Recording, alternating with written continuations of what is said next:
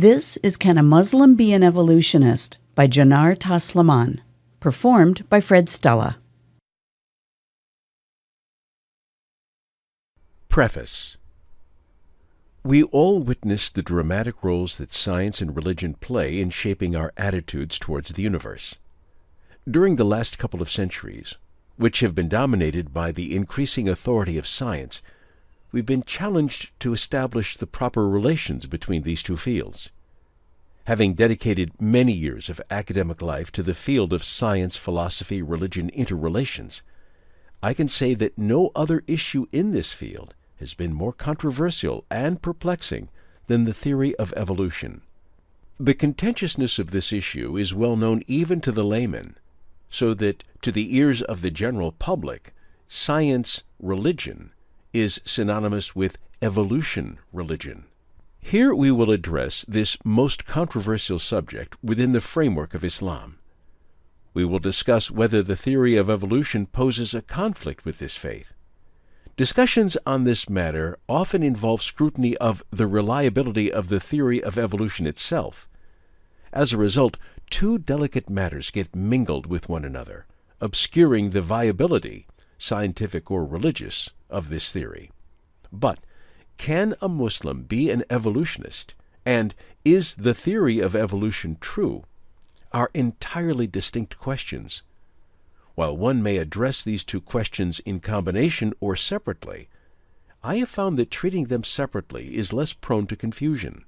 Therefore, the primary focus will be the first question: can a Muslim be an evolutionist? Or, to rephrase the question, does the theory of evolution contradict Islamic beliefs? I will base my arguments on modern scientific research, philosophical considerations, and verses from the Quran. I have attempted to analyze all mainstream objections raised against the theory of evolution from various Muslims. As my thoughts encompass science, philosophy, and theology, I note my firm commitment that these three domains cannot possess divergent truths. My explorations of the theory of evolution go back to my doctoral studies at Marmara University. I've done further research on the theory during my visiting scholarships at the Center for Middle Eastern Studies, CMES, of Harvard University, and the Faraday Institute of Cambridge University. I have participated in numerous discussions and debates on television, and delivered seminars and lectures in universities. I have published a somewhat extensive version of my dissertation in a book entitled The Theory of Evolution, Philosophy and God. This book was devoted to philosophical and scientific perspectives on the theory of evolution, the development of the theory with regards to the philosophy of science, and arguments for the existence of God. I have noticed that many in my audiences are longing for a frank answer to the question, can a Muslim be an evolutionist? That is why I decided to focus this work on this particular question. In creating this work, I have accumulated many years of experience in the subject. All my colleagues who contributed to my doctoral studies and visiting scholarships at Harvard and Cambridge are to be acknowledged for their contributions. I also deeply benefited from numerous people with whom I discussed related issues, and also who have critically read the book that has been turned into this audio presentation prior to its publication. I especially thank Kelly James Clark for his careful reading of my book and many insightful comments and suggestions. I am sincerely thankful to them, as well as to my readers and listeners for their interest.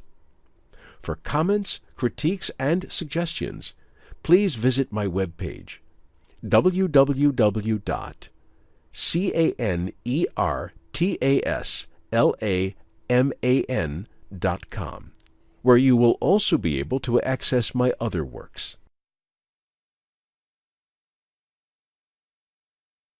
Contemporary Perspectives on Science and Religion. We have witnessed the ever-increasing authority of science in modern times. Being scientific is now synonymous with being reliable. It might be hard to pinpoint an exact historical timeline of modern science. Nevertheless, The significance of the scientific revolution in the 17th century is unquestioned. In this epoch, contributions by prominent natural philosophers, which we might now call scientists, Descartes, Galileo, Kepler, and particularly Newton, exponentially broadened our knowledge of and perspective on the universe. Developments in science also influenced the emergence of the Industrial Revolution.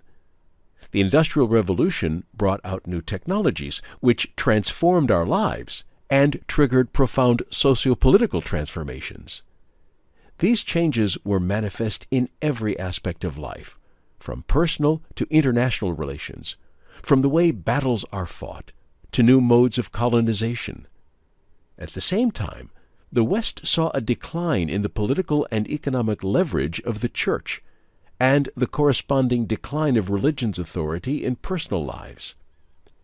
Between the 9th and 13th centuries, science and philosophy were glorified by the civilization of Islam. However, since the 17th century, the most influential developments in these fields have predominantly emerged from the Western Christian world.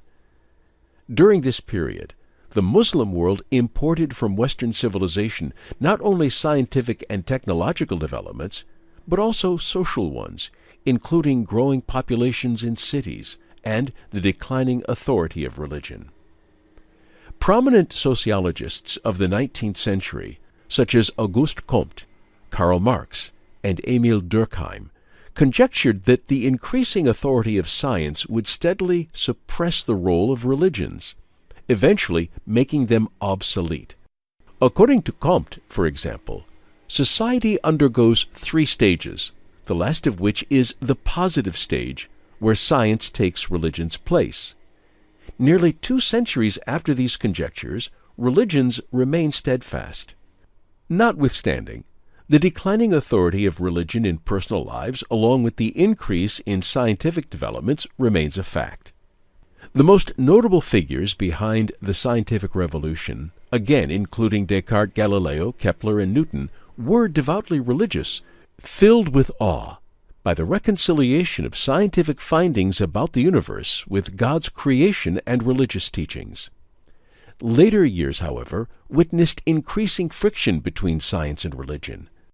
The reasons behind these conflicts in the Western Christian world are far-reaching, and such historical sociological discussions are beyond the scope of this work. But for our purposes, it is important to mention this extensive historical background of science-religion interactions. In modern times, with the increasing authority of science, the question of how to establish the relations between science and religion has become a vital issue to religious believers. Some thinkers insist on the conflict of science and religion, while others advocate the separation of these 2 fields. Others defend an integration approach, holding that a positive, harmonious relationship can be established between science and religion. I am inclined toward integration. I embrace the opinion of 12th century philosopher Ibn Rushd that science and religion are companions, and that of 21st century theologian-scientist John Polkinghorne, who regarded them as cousins.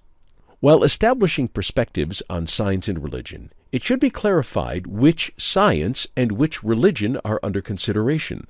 Moreover, the terms religion and science can be misleading. Within each religion, for example, there are many different denominations, interpretations, and theological schools of thought. Likewise, in science, for example, Einstein and Bohr had different interpretations of quantum theory, which have shaped modern philosophical approaches to determinism. In order to study science-religion relations in a meaningful and beneficial way, it is imperative to respect and utilize the pluralist nature of both fields.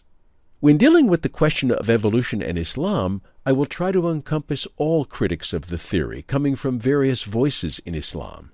Moreover, I will avoid superficial generalizations such as religion includes metaphors, which are occasionally used to sweep all criticisms under the carpet. In short, we will examine various Islamic views on the theory of evolution and evaluate them from scientific, philosophical, and religious perspectives. The historical development of the theory of evolution and its fundamental theses. Before delving into our main focus, the theory of evolution from an Islamic perspective, we will take a closer look at the historical development of this theory and its fundamental theses. In its most recent form, the theory of evolution states that all life forms on the earth evolved from one single-celled or few-celled organisms through a couple of billion years of mutations and heredity. Mechanisms such as natural selection, mutation, sexual selection, etc., play crucial roles in the evolutionary processes. The theory itself is evolved through history from Lamarckian and Darwinian interpretations to Neo-Darwinism. The earliest statements on a biological theory of the evolutionary formation of species come from Lamarck. He had been an advocate of the immutable species hypotheses of Linnaeus until he converted to evolutionary thoughts at the age of 56 in the year 1800. In 1809, he published his famous book, Philosophie zoologique, in which he described evolution as a very slow, gradual process, forming new species after many generations. According to Lamarck, the simplest forms of life arose through spontaneous generation, and increasingly complex organisms are formed later through evolution.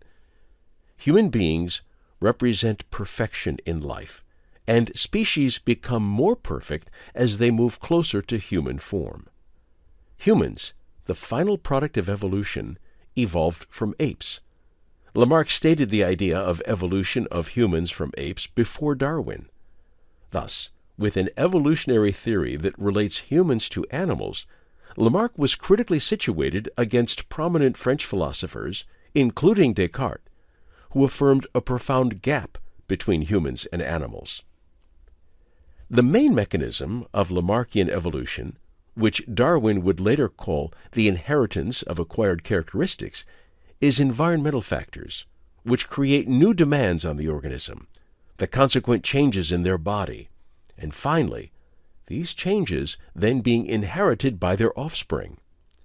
When an organ was used more, like a giraffe's neck stretching for leaves, a nervous fluid would flow into it, making it more developed, that is, a longer neck.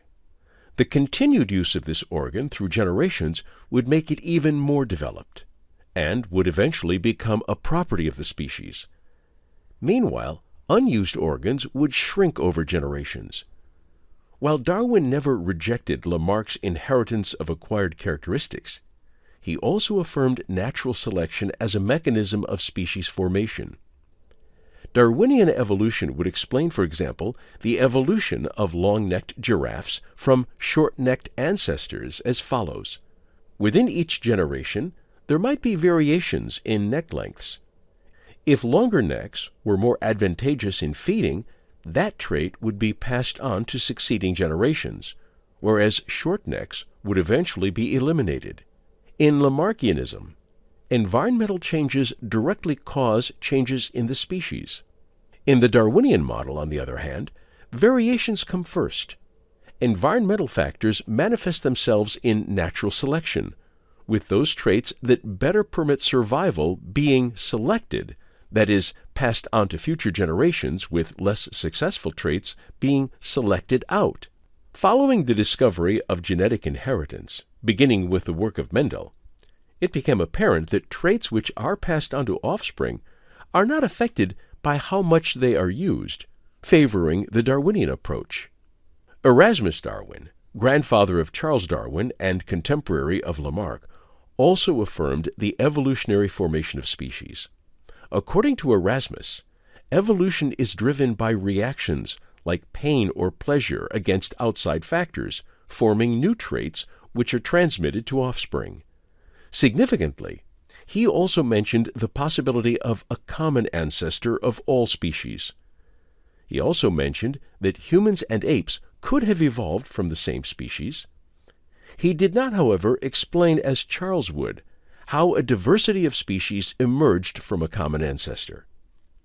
Erasmus attributed the evolution of life toward more complicated organisms to God's placement of inherent properties allowing advancement.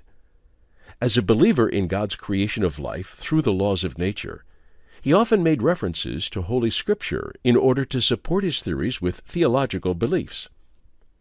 Although the theory of evolution is almost always identified with Charles Darwin, Alfred Russel Wallace independently developed the theory of evolution by natural selection at the same time as Darwin.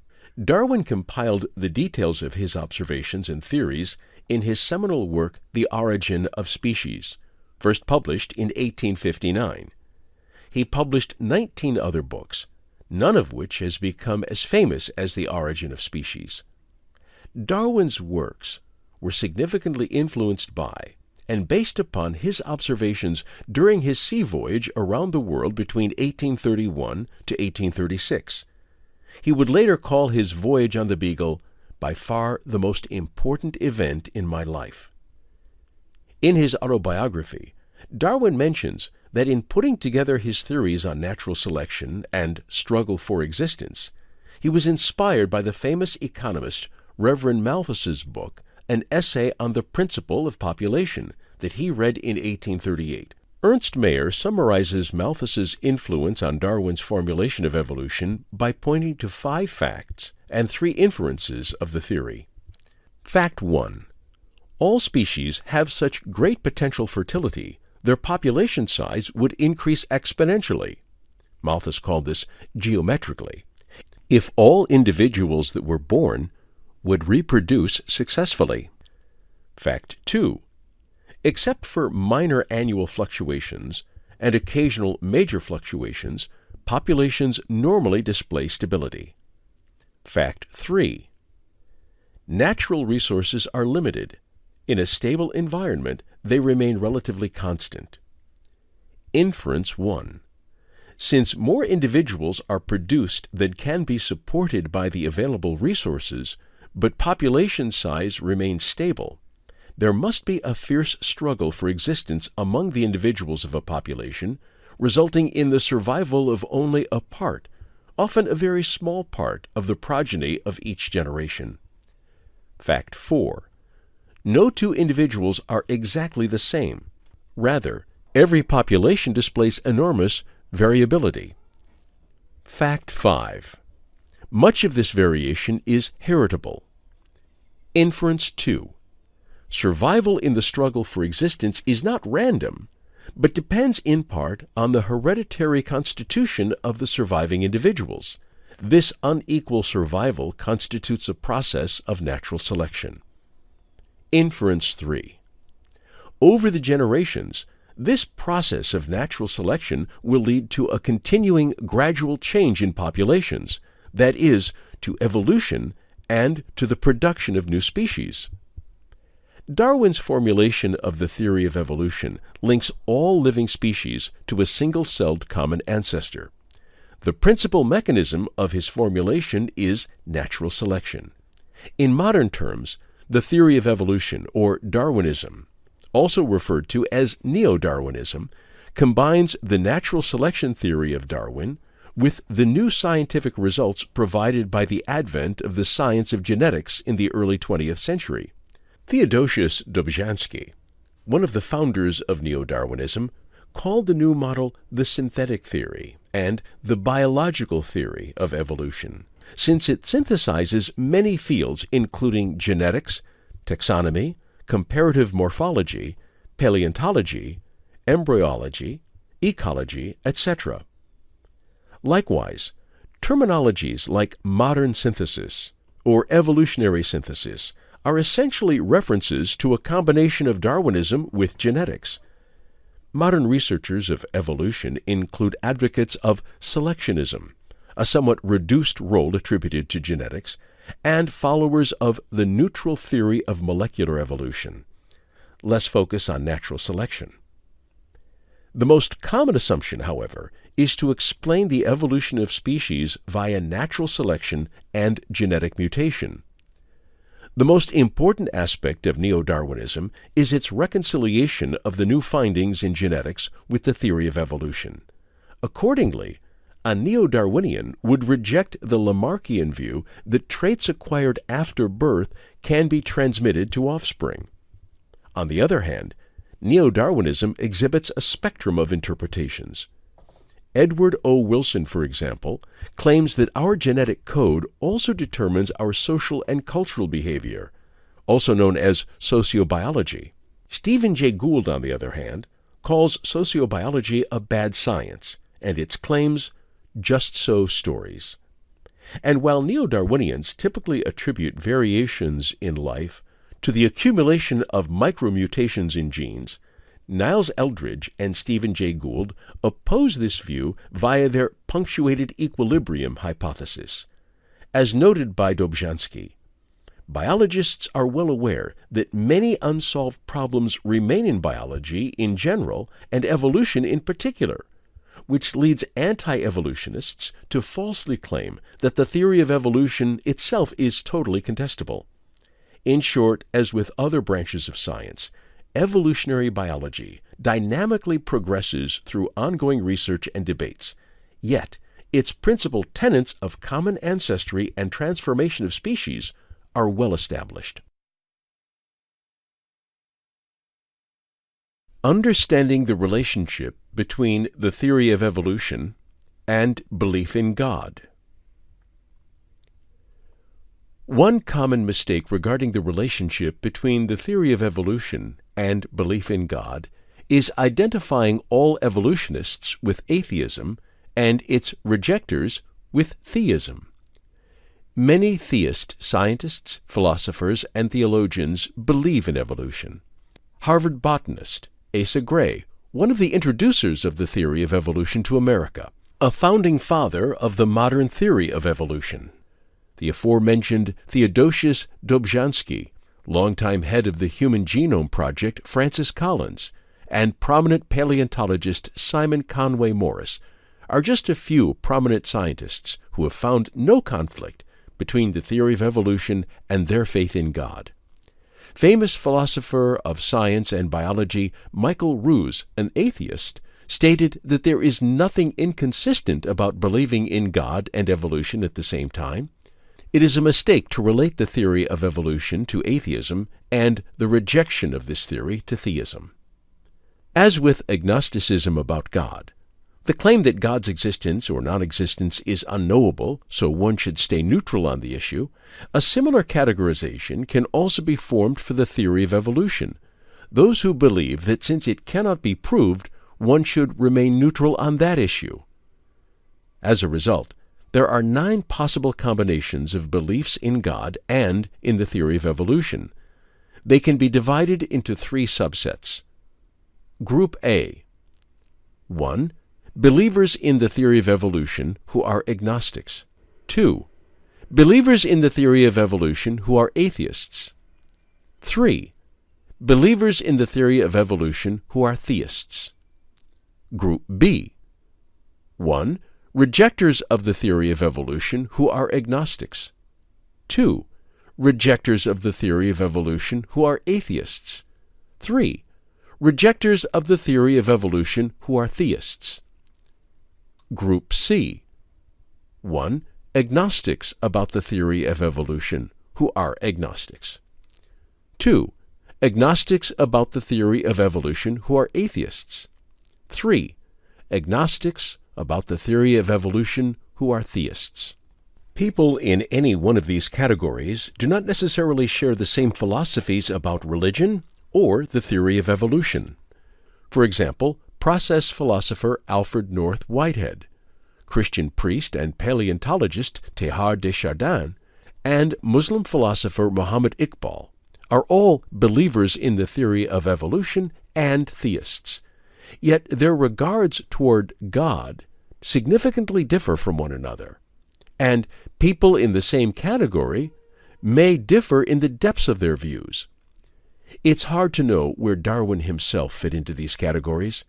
His writings contain statements indicating that he was a theist, while some letters written by him imply agnosticism. Nonetheless, this reveals that the twofold categorization of people as evolutionist atheist or anti-evolutionist theist is simplistic and misleading. Apart from being misleading and incomplete, the twofold categorization also causes unnecessary polarization among people by dictating either believe in God and reject evolution or believe in evolution and reject God. Since atheists lived and died prior to the development of the theory of evolution in the 19th century, atheism is rooted in many reasons unrelated to evolution. Not every evolutionist atheist or evolutionist agnostic is an atheist or agnostic due to their belief in evolution. Darwin's vacillation between theism and agnosticism was due primarily to the problem of evil. In a letter written to Asa Gray, Darwin questioned the death of a person by a lightning strike, and yet Darwin claims that a creator can be reconciled with evolution by natural selection in The Origin of Species and many other of his writings. So it seems unlikely that evolution by natural selection caused his drift toward agnosticism.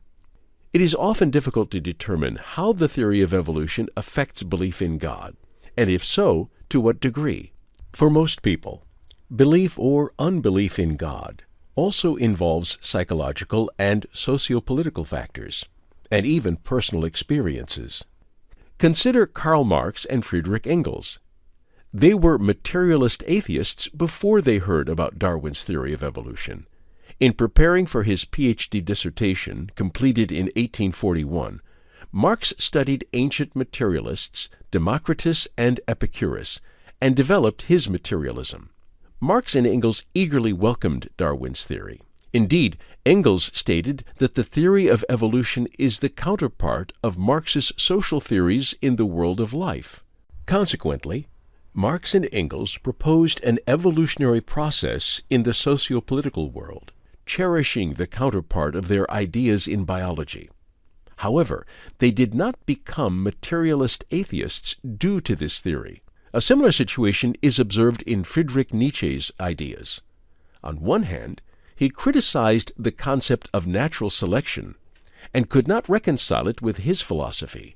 Yet on the other, he also made references to the descent of man from animals and stated his belief in evolution. But Nietzsche would have been an atheist even without knowledge of the theory of evolution. Evolutionist atheists, Marx, Engels, and Nietzsche, were not atheists because of evolution. However, Richard Dawkins, also an evolutionist atheist, frequently states in his works that atheism is rational only if evolution is true. What are the causal relations between people's faiths and their approach to evolution? We can summarize such causal relations as follows. 1. One's approach to evolution is the cause. One's stance against belief in God is the effect. 2. One's approach to evolution is the effect. One's stance against belief in God is the cause. 3. No causal relationship exists between one's approach to evolution and one's belief in God. These three options again demonstrate the inadequacy of the twofold classification. In fact, a significant percentage of the Muslim population believes that species, including humans, were formed via evolution. In only 4 Muslim-majority countries does the majority believe in the creation of species in their present forms since the beginning of life. It should be noted that the countries such as Saudi Arabia and Egypt, in which resistance to the theory of evolution is expected, are not included in the survey. The countries where evolution is most widely accepted are Kazakhstan, 79%, Lebanon, 78%, Palestine, 67%, Morocco, 63%, and Uzbekistan, 58%. The strongest rejectors of evolution are in Iraq, 67%, Afghanistan, 62%, Tajikistan, 55%, Indonesia, 55%, and Turkey, 49%. On average, 53% of Muslims believe in evolution. Part of the remaining 47% decided not to make a choice. Since only 46% of American Christians believe in evolution, acceptance of evolution in Muslim countries is surprisingly high. 45% of American Muslims believe in evolution, below the world average of 53%. The pollers gave two options: Muslims who believe humans and other living things have evolved over time, and Muslims who believe humans and other living things have always existed in present form. Some people decide to choose neither of the two. In almost all of the surveyed countries, the percentage of people who reject Islam as a divine religion is significantly lower compared to acceptors of evolution. As a result, in Muslim countries, a significant portion of the society observes no conflict between the theory of evolution and Islamic beliefs. Despite these unexpected results, the theory of evolution remains the most debated subject by far of science-religion issues among Muslims. The same situation is also true among Christians and Jews.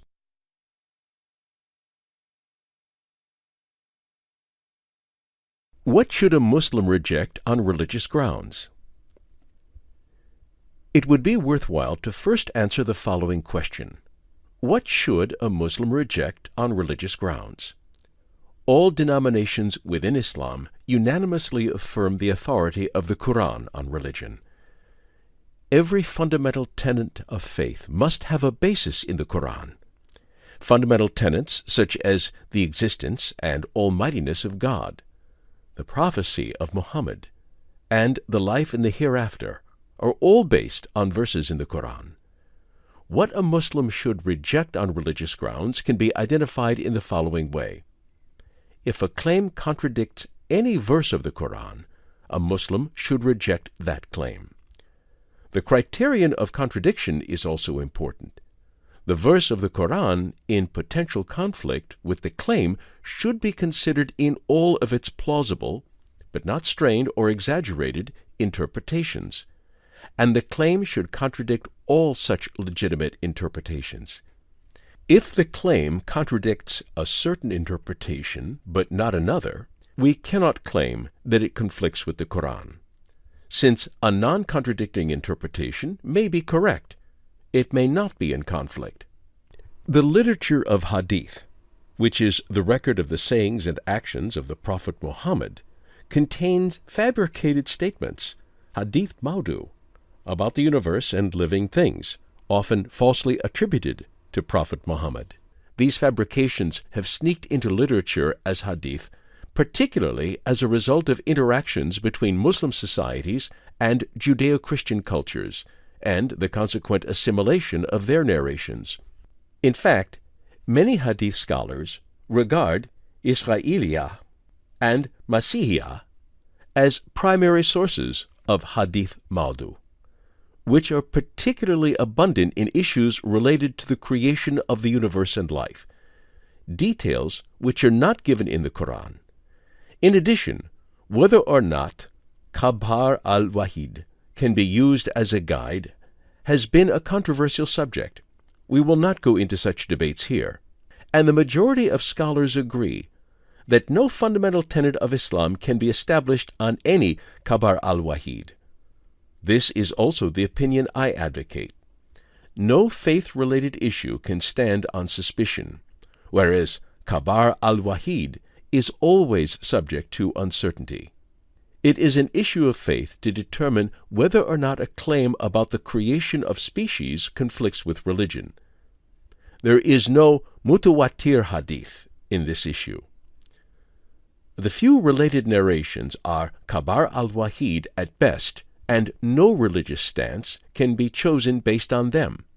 Therefore, the content of the Quran would suffice to determine whether the theory of evolution conflicts with Islamic beliefs. The critical matter here is the following. Many false claims also do not contradict the Quran. The correctness of a claim and whether or not it contradicts the Quran are entirely different matters. Although this appears to be a simple distinction, I have experienced that many of the logical mistakes and confusion during debates about evolution and Islam stem from lack of understanding of this point. I often start my speech, I am of the opinion that the theory of evolution has no element in conflict with Islamic belief, and answer each one of the objections raised, as I will do so here, based on verses of the Quran. Yet I have many times received responses such as, "But the Cambrian explosion falsifies evolution," even though my claim was not about the correctness of the theory of evolution.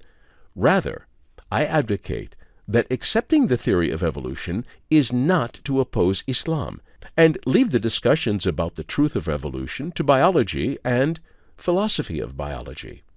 For this reason, my claim is totally unrelated to objections raised against evolution itself. Furthermore, when I say there is no verse in the Quran in conflict with the theory of evolution, I do not mean the Quran reveals evolution. Yet these two statements are also often mixed up. My claims are about the impossibility of discrediting evolution in the name of Islam. I do not go so far as to claim that a Muslim must believe in evolution as a requirement of his religion. Despite my meticulousness in distinguishing these matters, on numerous occasions I have witnessed related misunderstandings. In my opinion, strong prejudices on such sensitive issues inspire these confusions. It would be beneficial here to exemplify my point that many false claims do not conflict with the Quran. I will give two examples, one historical and the other scientific. While the Quran affirms the existence of Mary, it includes no information on whether or not she had any aunts. Imagine three people claiming that Mary had 2, 3, and 4 aunts respectively. None of these claims conflicts with the Quran, and yet at least 2 of them are wrong. If a historian were to argue on historical grounds that Mary had 2 aunts, there would be no Islamic grounds to oppose him or her. Many false claims about historical figures, even those mentioned in the Quran, are not in contradiction with the Quran. The next example is about natural sciences. Imagine 2 people, one claiming that the moon is bigger than the sun, and the other claiming the opposite. Which of these 2 claims conflicts with Islamic faith? Neither of them, because the Quran does not contain information on the sizes of the sun and the moon.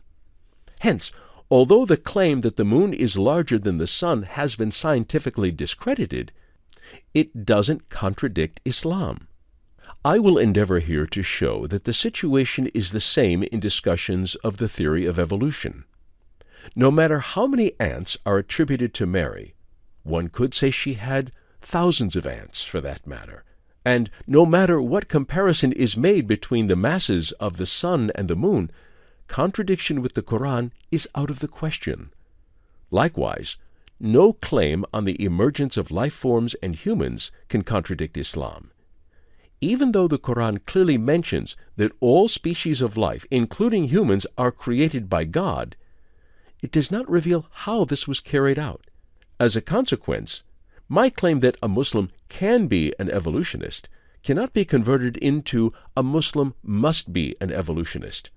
Alternately, my claim that evolution is compatible with the Quran cannot be converted into the Quran implies evolution. The Quran doesn't imply evolution because it teaches nothing about how God created species, which is precisely why the Quran is compatible with evolution. Some religious people say that since atheists exploit the theory of evolution against faith, evolution should be rejected in defense of the faith. We should make the following point clear. If Muslims, in the name of Islam, had not erroneously insisted that Islam opposed evolution, atheists would not have had the opportunity to attack Islam on the basis of evolution. Those who wrongly state that acceptance of God requires rejection of evolution are essentially responsible for paving the way for such atheistic objection. Muslims simply need not disagree with atheists on their beliefs in the structure of elements in the periodic table, the composition of magma, and the roundness of the earth. These phenomena are all creations of God. He is the creator of life as well as the elements, the magma, and the earth. It is anti-Islamic to proclaim on these phenomena by first determining what atheists believe and choosing the opposite. Muslims should shape their opinions according to the Quran, not according to their opponents. And a Muslim should be aiming for the truth first and foremost, not first and foremost opposing atheists. And just as there is no religious requirement to reject the scientific findings about these phenomena, the same is also true for evolution. I observe double injustice on this subject. By claiming that evolution implies atheism, atheists not only make a false claim, they exploit the theory in favor of their philosophies, thereby harming the objective evaluation of scientific approaches. The theory of evolution is about the field of biology and describes the formation of living species. Whether or not it is also a product of a conscious design does not fall within the domain of science. Secondly, claims that a Muslim must reject the theory of evolution likewise hinders the objective evaluation of this theory by Muslims, creating unnecessary friction between science and religion. Understanding the falsity of rejecting evolution on Islamic grounds clears up misconceptions and ceases these injustices.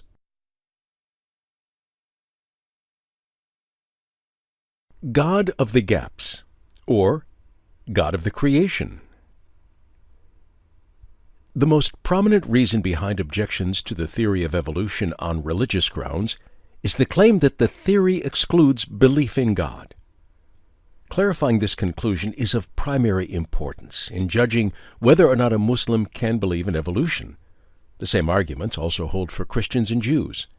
Since belief in God is the most fundamental element common in all monotheistic religions, these faiths naturally reject any belief that contradicts belief in God.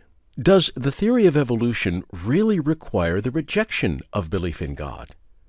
The short answer to this question is no. Now let's turn to the long answer.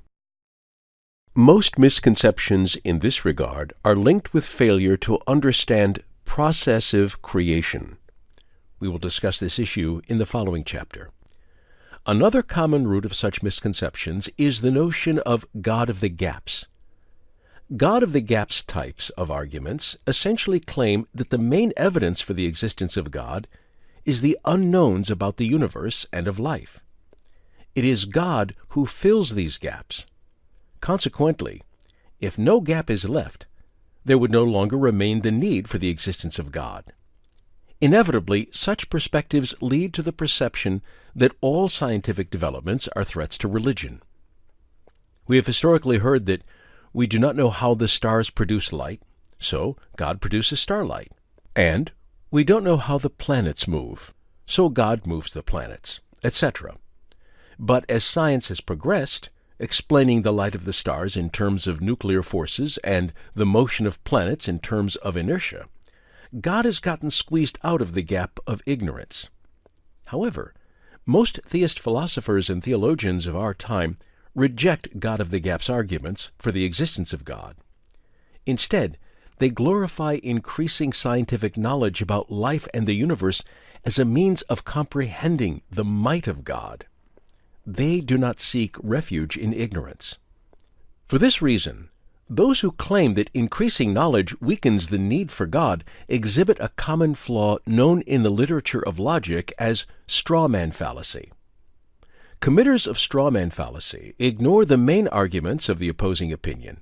Instead, they present counter-arguments against a bad or exaggerated example of their rivals, as if those examples were positions taken by their opponent.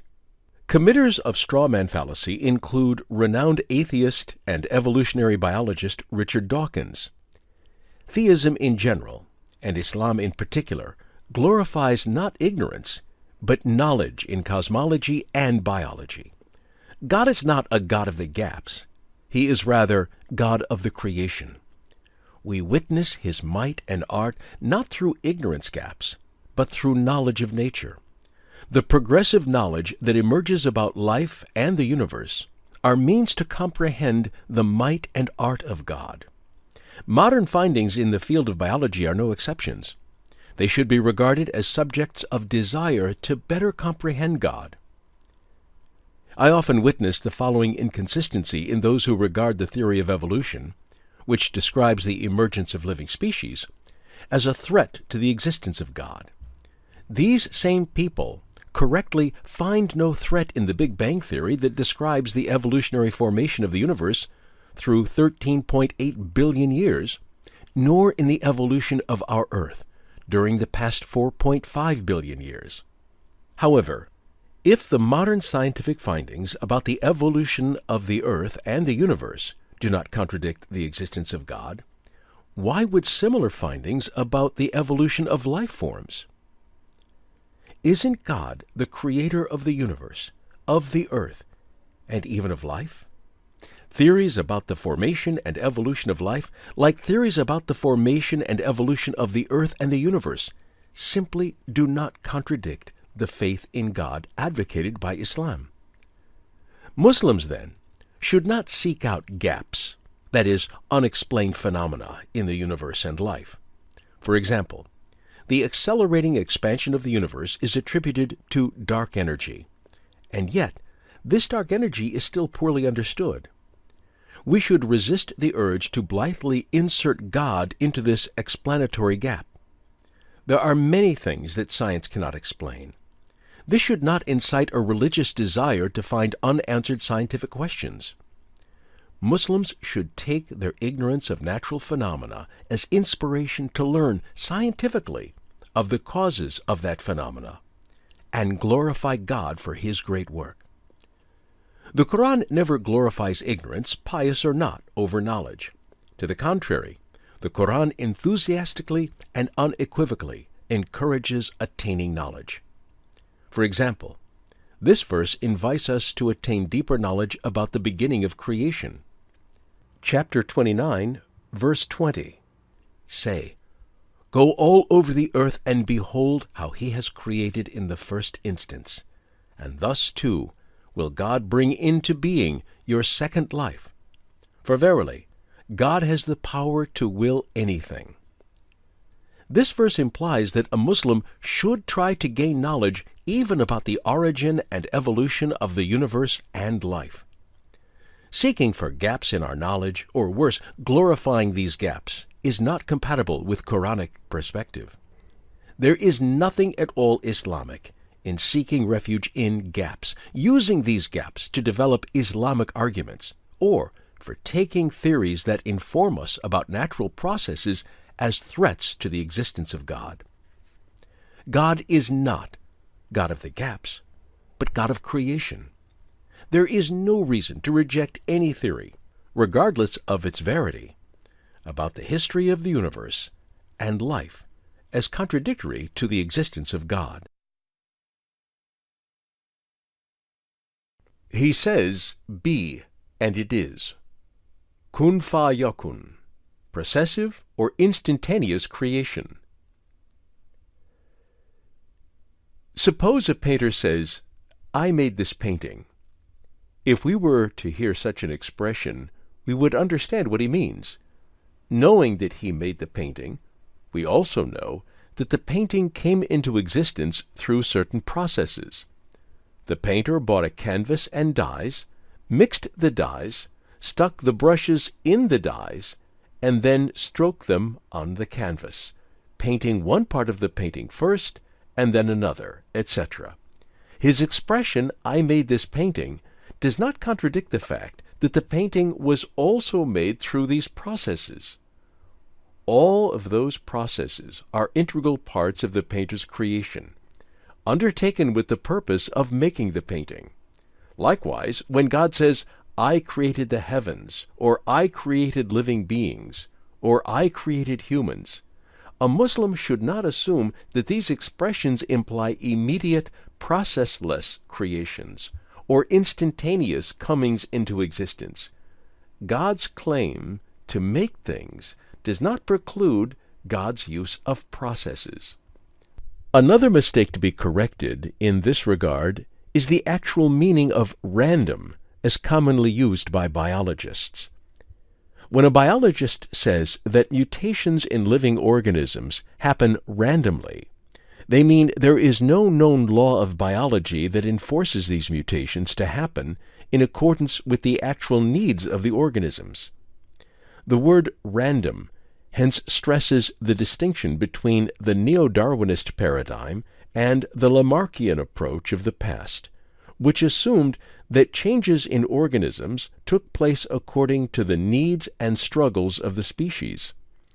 In other words, the term random is about the mechanisms of alterations in species and the corresponding modifications in the genetic code, and has no reference to any atheistic claim. A person who accepts the mechanism of modifications in species as random in this sense can also regard the overall processes behind the emergence and alteration of species as a realization of God's plan. There is no contradiction between these two perspectives. The key concept here is process. According to Islam, everything that we observe around ourselves is a product of God's creation, and all the things we observe are linked to certain processes. When a Muslim finishes his meal, he says, Alhamdulillah, to thank God for providing the food. However, prior to becoming a meal, the potatoes on the dish went through several processes.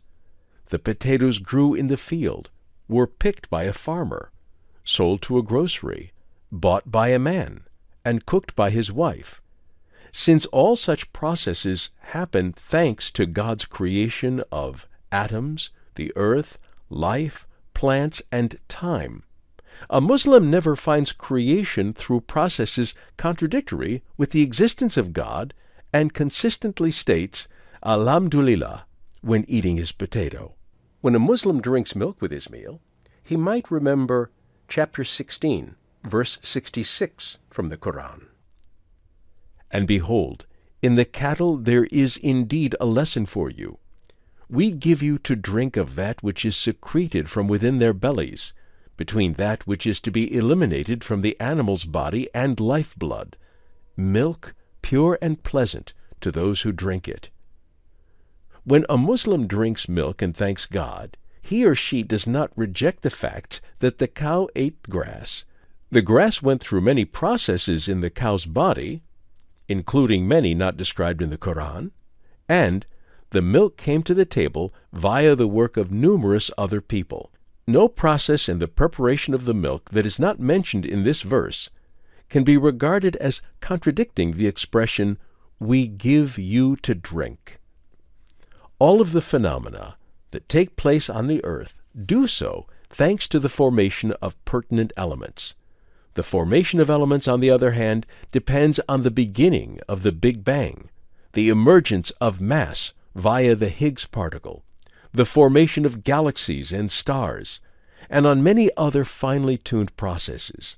In other words, if each reference to God's sending down rain, making the wind blow, or providing the milk were to require mention of all the processes involved, it would be necessary to list countless events starting from the Big Bang. Such a description would use up a space much larger than the actual volume of the Quran. Similar arguments hold for an artist who says, I have made this painting. Had he attempted to describe all of the details of all of the processes behind the creation of the painting, he'd have to list everything, from the Big Bang to the formation of elements in stars. As a result, when a certain phenomenon is being described, first, it is practically impossible to list all of the processes behind it, and second, we are all aware of what is actually meant, even though the literal meaning of the words do not contain every single detail. God, the sole master of all events, uses countless, mostly unstated and even unknown processes to bring events about. We should expect, then, in his descriptions of creation in the Quran, no reference to the detailed processes behind them. Those who fail to grasp the nature and importance of processive creation claim that descriptions in the Quran about God's creation, such as, He says be and it is, kun fa yakun, refer to processless creation of life and humans. Even a superficial inspection of the verses where the statement, He says be and it is, occurs, would reveal the falsity of such claims. When God orders something to be, He wills it to happen, and it happens. This, however, does not imply instantaneous, non-processive causation. It implies that the order or will of God is necessary and sufficient for something to happen. Some interpreters of the Quran translate the Arabic article fa as immediately, and interpret kun fa yakun as He says be, and it immediately is. However, other occurrences of the article fa in the Quran refer to situations that require translation as afterwards, hereupon, implying process. In the Quran, the statement He says be and it is used in the narration of the creation of Jesus. The statement in this context does not refer to non-processive creation. Chapter 3, verse 47. Said she, O my sustainer, how can I have a son when no man has ever touched me? It is answered, Thus it is. God creates what He wills. When He wills a thing to be, He but says unto it, Be, and it is. The creation of Jesus happened by God's order to be, and yet, as described in the Quran, His mother still carried Him in her womb until due time. Had the statement, He says be and it is, meant instantaneous, non-processive creation, Jesus must have descended upon the earth as an adult ready to deliver His message. Interestingly, it is commonly observed that when the statement, He says be and it is used for the creation of the universe or Jesus, many believers do not presume instantaneous or non-processive creation.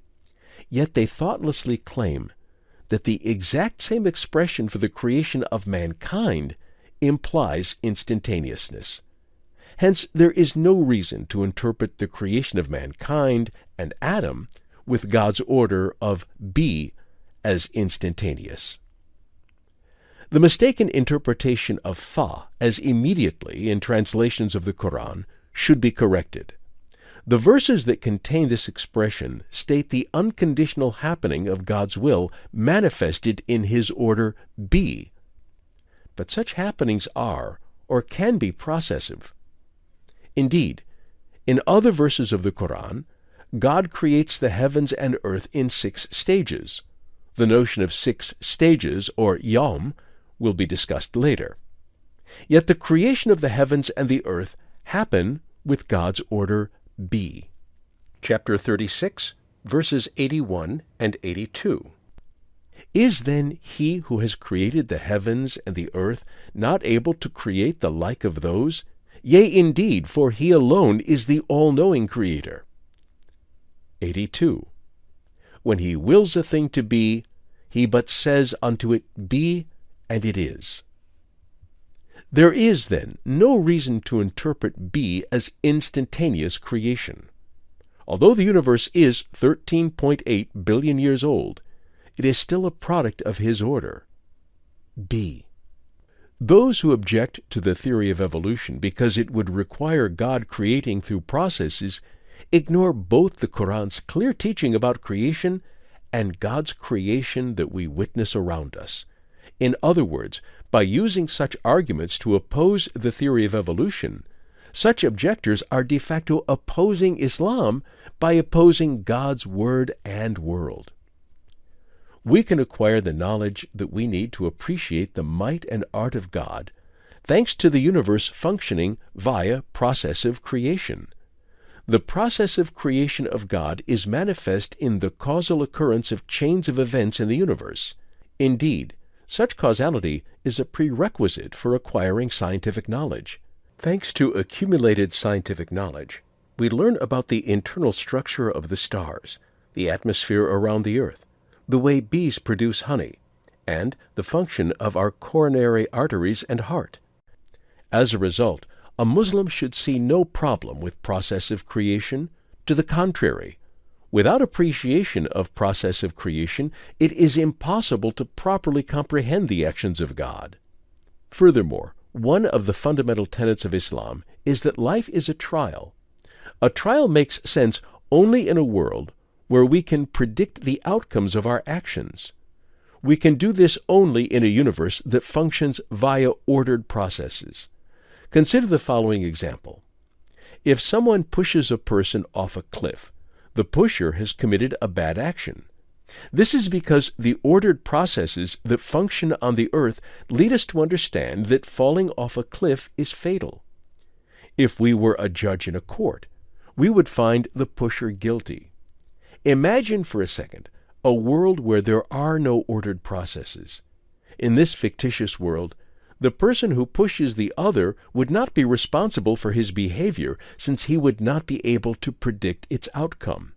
In short, just as we can appreciate the might and art of God, thanks to our existence in a world functioning via processes dictated by the laws of nature, our responsibility for our deeds, and hence the world being an arena of trial, is also possible thanks to the same processes. Holding humans morally accountable assumes the notion of processive creation. Consider a typical strained argument to show that the theory of evolution contradicts Islamic beliefs. One such argument, based on angels, is stated as, "Were the angels also created through evolution?" Such questions imply that if the non-evolutionary creation of angels, which are supernatural, is proven, this would constitute evidence against evolution. First of all, since the theory of evolution is a biological explanation that explains the emergence of species on the earth, supernatural beings are by their nature excluded. As a result, the creation of angels is irrelevant to the theory of evolution. Moreover, the Quran does not claim a similar creation of humans and angels. If angels and humans were alike in all respects to humans, we would absurdly expect angels to come into existence via the intercourse of a mother and father, various stages in the wombs of the mother, being born as a baby, etc. If one claims a scientific theory about the creation of humans and other living things is true only if the angels have also gone through the same creationary processes, why does he or she not think that angels go through the same processes as humans? We know next to nothing about the creation of angels, just that they were created by God. We don't know if this creation was processive or instantaneous, or if processive, what stages it involved. As a result, it is nonsense to raise objections against evolution based on such arguments. The ages of the universe and the earth. Creation in 6 stages, or days. Some of the earliest objections to the theory of evolution involved opinions about the ages of the universe and the earth. Calculations based on sacred texts performed by Irish Bishop James Ussher, 1581 to 1656, were widely accepted, especially in England. Most Protestants respected Ussher's calculation and believed that the earth was created in the year 4004 BC. Cambridge University Vice Provost Lightfoot pushed the calculations even further and determined that the creation happened on the 23rd of September at 9 a.m. The dates calculated by Ussher were so respected that they were printed as footnotes in the King James Version of the Bible. These established beliefs yielded strong opposition to the idea of evolution, which implied a much older earth. No specific date of creation is actually mentioned in the Old Testament. As a result, most Christian theologians oppose such dating. Nonetheless, even today there are firm believers in young earth creationism, which claims that the creation of the earth happened no earlier than 10,000 years ago. In the U.S., for example, polls indicate that these believers occupy a significant percentage of society. For this reason, many atheists draw the line between creationists and evolutionists along the belief in a young or old earth. On the other side, The majority of believers see no religious problem with the universe being 13.8 billion years old, and Earth being 4.5 billion years old. Young Earth creationism is not a mainstream religious opinion, and I believe that these groups do not deserve too much attention. However, some evolutionist atheists intentionally attempt to present young Earth creationism as the mainstream monotheistic religion's opinion. Such an assumption is totally wrong. Those groups have no authority to represent all monotheistic beliefs, most of which accept ages of billions of years for the universe and the Earth. The theory of evolution originated and developed in the Christian world. Philosophical and theological discussions about the theory originated in the same culture. For this reason, discussions about science-religion relationships, particularly on the theory of evolution, are often associated with Christian theology, and consequently with the age of the Earth. Here, however, our focus is Islam, and for our considerations it would be appropriate to ask the following question. Can a Muslim accept the modern scientific results that the universe is 13.8 billion years old and the Earth is 4.5 billion years old? Based on the methodology I established early on, I comfortably manifest that there isn't the slightest problem in accepting these ages.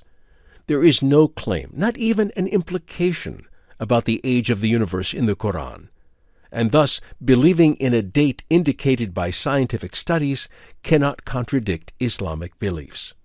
This discussion also recalls verses in the Quran about the creation of the universe and the Earth in 6 stages, or days.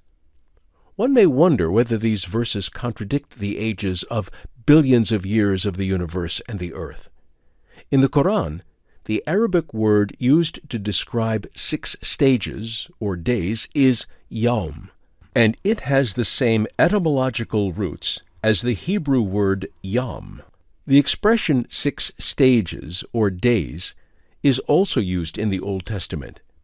Many Judeo-Christian theologians, as well as Charles Darwin himself, interpreted creation in 6 stages, or days, as occurrences over long periods of time. Likewise, Muslim theologians also state that besides meaning a 24-hour day, the word yawm can also mean stage or period of time. In fact, such interpretations have been mentioned in Islamic literature centuries before the outcome of modern scientific results about the past of the universe. More importantly, in the Quran itself there are occurrences of the word yawm referring to 50,000 years and 1,000 years, consistent with the stage interpretation. These verses are chapter 32, verse 5. He governs all that exists, from the celestial space to the earth, and in the end all shall ascend unto him on a day the length whereof will be like 1,000 years of your reckoning. Chapter 70, verse 4. All the angels and all the inspiration ascend unto him, in a day the length whereof is like 50,000 years. Muslim societies were influenced neither by Ussher's chronology nor by the calendars based on Jewish stories of early humans. According to such calendars, we are now around year 5700. Therefore, geological and paleontological findings, indicating billions of years' age for the Earth, did not ignite any religion-science clashes in the Islamic world, where old Earth creationism, young Earth creationism, or similar debates never occurred. Was the flood of Noah local or global? When we compare the findings of modern geology with the sacred texts, what should we make of the flood of Noah as described in the Scriptures? According to Ernst Mayr, a prominent Neo-Darwinist, Christian ideas about geology and about all animals being spread on the earth from Noah's Ark encouraged the strengthening and spreading of the theory of evolution as an opponent of such untenable claims. Jews, Christians, and Muslims share the belief that Noah was a prophet sent by God to his community. Those who rejected him were destroyed by a flood, but the believers were spared on the ark constructed by Noah. While this story is shared in all three faiths, theologians have disputed whether the flood was globally or only locally realized. At the beginning of the 18th century, Lister, 1639 to 1712, claimed that fossils were nothing but unique, strange-looking rocks, having nothing to do with living beings. Much earlier than him, Bernard Palissy, 1510 to 1589, regarded fossils as remnants of extinct animals. Since Lister's fallacious theory found many supporters even into the 18th century, we can appreciate how young a field paleontology is, even though Herodotus, Strabo, Plutarch, and especially Xenophanes had discussed fossils thousands of years ago. It was only starting in the 17th century and then into the 18th and 19th centuries that the study of fossils attained a scientific character. Today, from our study of fossils, we understand that numerous multi-celled organisms have continually existed on the earth for hundreds of millions of years. Moreover, there is no period of cessation of life on the continents of America and Africa. As a result, it would be problematic to assume that the flood of Noah interfered with life around the world. Some theologians maintain that the flood was global and that Noah's ark saved all species of animals. On the other side, some geologists, including Charles Lyell, claimed that the flood was effective over all the earth, but did not cause major global damage. This latter approach is referred to as the tranquil flood theory. Another interpretation, the local flood theory, holds that at Noah's time, all people on the earth were living in the same region, and the flood affected only that particular region. Defenders of the local flood hold that the words in the sacred texts, such as entire, each, etc., do not imply geographically global, but instead imply broad extent and profoundness. They offer the following passage from Genesis as an example. "And all the world came to Egypt to buy grain from Joseph, because the famine was severe everywhere."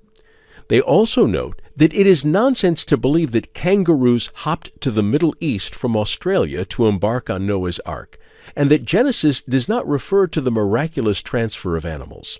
Statements in the same passage about the flood covering the entire earth and reaching over mountaintops are described from the point of view of Noah and are confined to the region where he lived. For our discussion, we will assess whether it is mandatory for Muslims to believe in the globality of the flood of Noah. The Quran does not contain many details about the flood described in the Old Testament, and in the Quran's description, there is no conflict with the present scientific findings. Many verses in the Quran describe natural disasters sent as punishment over ancient infidel societies. Noah's people were one of them. The following verses from the Quran shed more light on this matter. Chapter 25, verses 37 and 38. "And the people of Noah, when they denied the messengers, we drowned them and made them a symbol for mankind. We have prepared for the wrongdoers a painful punishment. And remember how we punished the tribes of Ad and Thamud and the people of Aras, and many generations of sinners in between." Centuries prior to the emergence of paleontology and its findings, many Muslim scholars stated that the flood of Noah was local, because all who rejected Noah were living in his town, which would not require punishment of the entire earth. From the Quran, we learn that the punishments given to ancient societies were directed only at the guilty ones. It would be against the paradigm of the Quran to imagine the punishment of innocent people and animals in irrelevant parts of the earth. Turkish Quranic exegesis scholar El-Malullah Hamdi Yazir explains his interpretation as follows. From this we understand that Noah was not sent to the entire humanity, but only to his community. how many different societies were on the earth at that time, the places where they lived, and the total population of the earth. These are known only to God. The expanse of the flood of Noah means that it affected his entire community. There is no reason to interpret it as effective all over the world.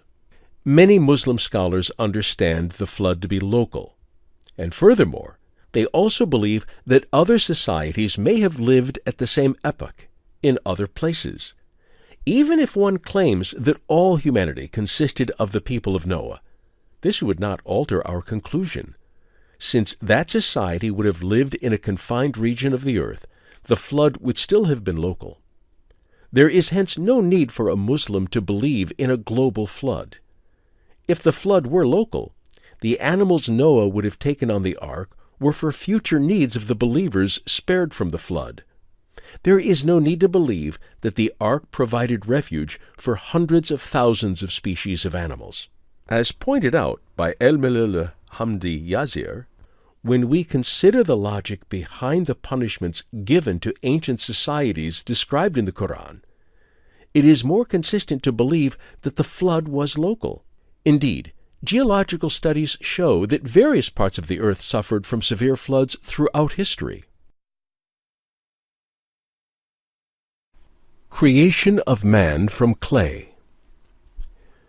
When I ask people, why do you think that a Muslim should reject the theory of evolution, I often notice them stagger. When they are able to summon an answer, the most common response concerns the creation of man from clay, as revealed in the Quran. It is widely believed that creation from clay is incompatible with the idea of evolution. One verse of the Quran on that issue is as follows. Chapter 6, verse 2. He it is who has created you out of clay, and then has decreed a term for you, a term known only to him, and yet you doubt. Different verses of the Quran describe the creation of man from water, ma, from dust, turab, as well as from a certain essence, sulala, of clay, teen, that is a mixture of water and dust. Man is not formed by a random state of clay, but from a certain composition of a number of elements present in the clay. For example, the human body contains a few grams of zinc, and its deficiency causes serious health problems. In Surah Yasin, the creation of man is from a drop, nutfa, and can be interpreted as sperm or zygote, and in Surah Alaq, from a hanging, which is the meaning of alaq. It also means clinging, and recalls the embryo's attachment to the womb in the early stages of pregnancy. While different stages of creation are individually described in different chapters of the Quran, confusion is avoided by putting them in order in Surah Al-Mu'minun, verse 12. Now indeed, we create man out of the essence of clay, and then we cause him to remain as a drop in the womb's firm keeping. Then we developed the drop into a hanging, then developed the hanging into a chewed lump of flesh, then created the chewed lump of flesh, mudga, into bones, then covered the bones with flesh, lam. In order to properly understand the Quranic viewpoint on a given topic, one must thoroughly investigate all of the related verses. Therefore, discussion of a certain stage of the creation of man in one chapter of the Quran does not mean that no other stage has taken place, just as no one would think that there is no other stage in between creation from a drop, nutfa. There is no reason to think that creation from clay precludes any other process. Even though some of the subjects described in the Quran are related to scientific domains, the Quran itself is not a book of science. It does not provide all the details about the creation of the first man, or about the development of the fetus inside the womb. Indeed, a detailed description of embryonic development itself would take a volume much larger than that of the Quran. Careful reading of the Quran reveals that while the creation of Adam, explicitly named from dust, is mentioned only once, Surah Ali Imran, verse 59, many other verses mention the creation of all man from dust and water, hence clay. For example, Surah Al-Hajj, verse 5, we have created you out of dust. Surah Al-Muminun, verse 12, now indeed we create man out of the essence of clay. Surah Ar-Rum, verse 20, he creates you out of dust. All these reveal that all humans are created from clay. In order to properly interpret these verses, instead of limiting the creation from clay to the first man, it would be more appropriate to understand how all humans are created.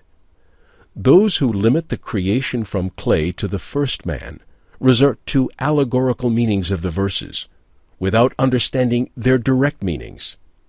Those verses describe the creation not only of the first man, but also of the entirety of humanity. A more appropriate approach would be to interpret such verses as pointing out raw materials from which all humans are created.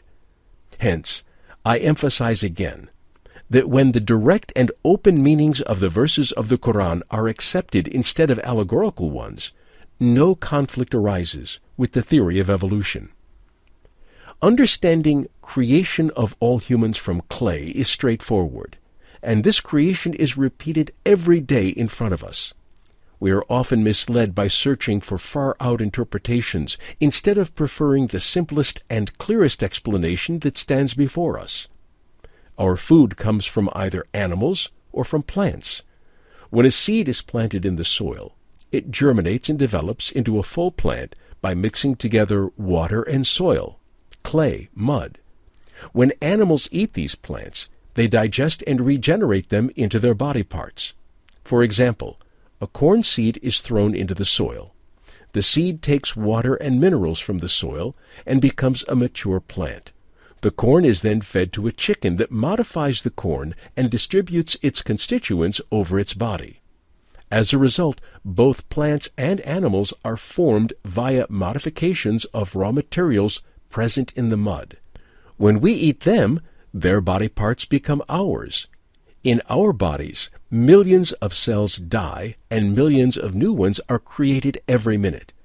These new cells become part of the being that we call I. Raw materials of these cells are the plants and animals that we eat, which are in essence a processed version of mud. That means we ourselves are formed by the processing of clay. The body of every single human being is formed at every moment from body parts of plants and animals. The corn or chicken that we eat progressively become parts of us. In short, creation from clay is not a completed process. It continues unceasingly. We constantly witness it, and it is not at all about the first man only. In fact, there is no element which exists in our bodies, but not in soil. All elements in our bodies, carbon, iron, oxygen, calcium, zinc, etc., are present in the soil. The verses we discussed here can be understood so easily and without the slightest allegorical or strained interpretation. Such an understanding is also more coherent with the fact that those verses describe the creation of all humans from clay. This is a sufficient response to those who think that evolution should be opposed because the Quran affirms creation from clay. The Quran also describes the creation from clay as an initial stage, and this beginning, bada, implies the occurrence of other stages. Chapter 32, verse 7, makes most excellent everything that he creates. Thus he begins the creation of man out of clay. When someone produces something out of a certain material, he could describe the process by making reference to the material. A sculptor would say, I made the statue from marble. A carpenter would say, I made the table from wood. A cook would say, I made kebabs from meat. When we hear such commonly used language, we do not assume that the statue has not gone through shaping and polishing procedures, the table has not gone through cutting and nailing, and the food has not gone through the slaughtering of the animal, preparing the meat, marinating it, and cooking it. Why then assume that I created men from clay implies a lack of other processes? This statement does not imply a processless occurrence. Furthermore, all processes occur via the matter and time created by God. If we do not see any problem with the sculptor, carpenter, and cook processing the raw materials into products, we should see no problem with God not mentioning all of the intermediary processes involved in His creation. The statement creation from clay should not be understood as lacking any process between the clay and the human being, but as a shorthand specification of the raw materials of every human being. In the Quran, Surah Hud, verse 61, Prophet Salah tells his people, He brought you into being out of the earth. Yet nobody takes this verse to mean that people emerge from the earth without the involvement of parents or biological processes. If creation from something implies lack of processes between the material and the end product, then should we understand this verse as meaning the immediate creation of the people from earth, which is ludicrous? Scientific expressions describe processes within the framework of causality and the laws of nature.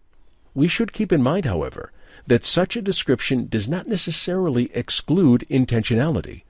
Consider, for example, a host serving tea to his guests. A scientific description of the corresponding events could go as follows. Water boils in the teapot via thermal conductivity of the metal and the transfer of heat to water molecules. When the tea is poured into the cup, the liquid takes the shape of the container and stays in it via the laws of physics and chemistry. Such scientific descriptions of the preparation and serving of tea does not preclude the fact that the host performs those actions with the intention of pleasing his guests.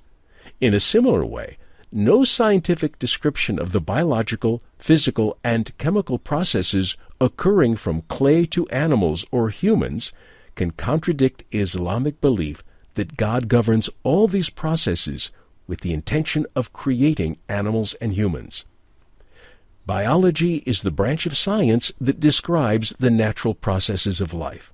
Whether these processes are parts of conscious, supernatural planning does not fall within the domain of biology. Biological descriptions of life, then, can be neither theistic nor atheistic.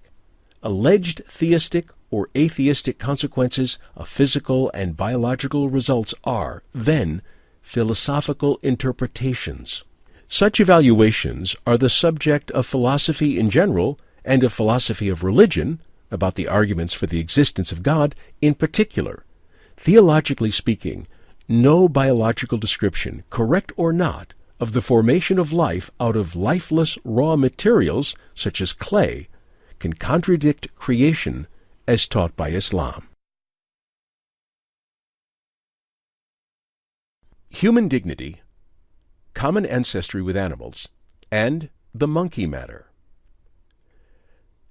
Another common reason behind the rejection of the theory of evolution from Muslim societies is the theory's claim of common ancestry between humans and animals, particularly with the apes. However, when asked to specify which verses of the Quran speak against common ancestry with primates, critics seldom offer much of an answer. However, some claim that common descent with apish animals would be against human dignity. In this chapter, I will consider objections related to human dignity. The establishment of an ancestral relationship between humans and apish animals does not jeopardize human dignity. In the Quran, Satan is censured for his arrogance when he claimed his origins superior to that of man, thereby rising against God. From such narrations about Satan, we understand that ancestral arrogance is condemned in the Quran. Therefore, rooting human dignity in ancestry lacks Quranic foundation. As with other monotheistic scriptures, the Quran shows how idolaters and wrongdoers are censured. Consider Pharaoh and Abu Lahab. As humans, we share ancestors with them, yet sharing ancestors with such wicked people is no argument against human dignity. If the existence of such wicked people among our species does not diminish our dignity, why would a shared ancestry with animal species? Indeed, the fiercest enemies of the Prophet Muhammad, Abu Lahab and Abu Jahil, were his relatives. If being related to a bad person affected dignity, we would be forced to believe that the Prophet Muhammad thereby lacked dignity. No Muslim would accept such a claim. Ancestry has nothing to do with dignity. Is the claim of common ancestry of humans with cats, or fish, or apes worse than the claim of shared ancestry with Pharaoh or Abu Lahab? And while Pharaoh or Abu Lahab are censured in the Quran, cats, fish, and apes are not. Indeed, the Quran states that some oppressors are in a worse state than animals. Chapter 25, verse 44.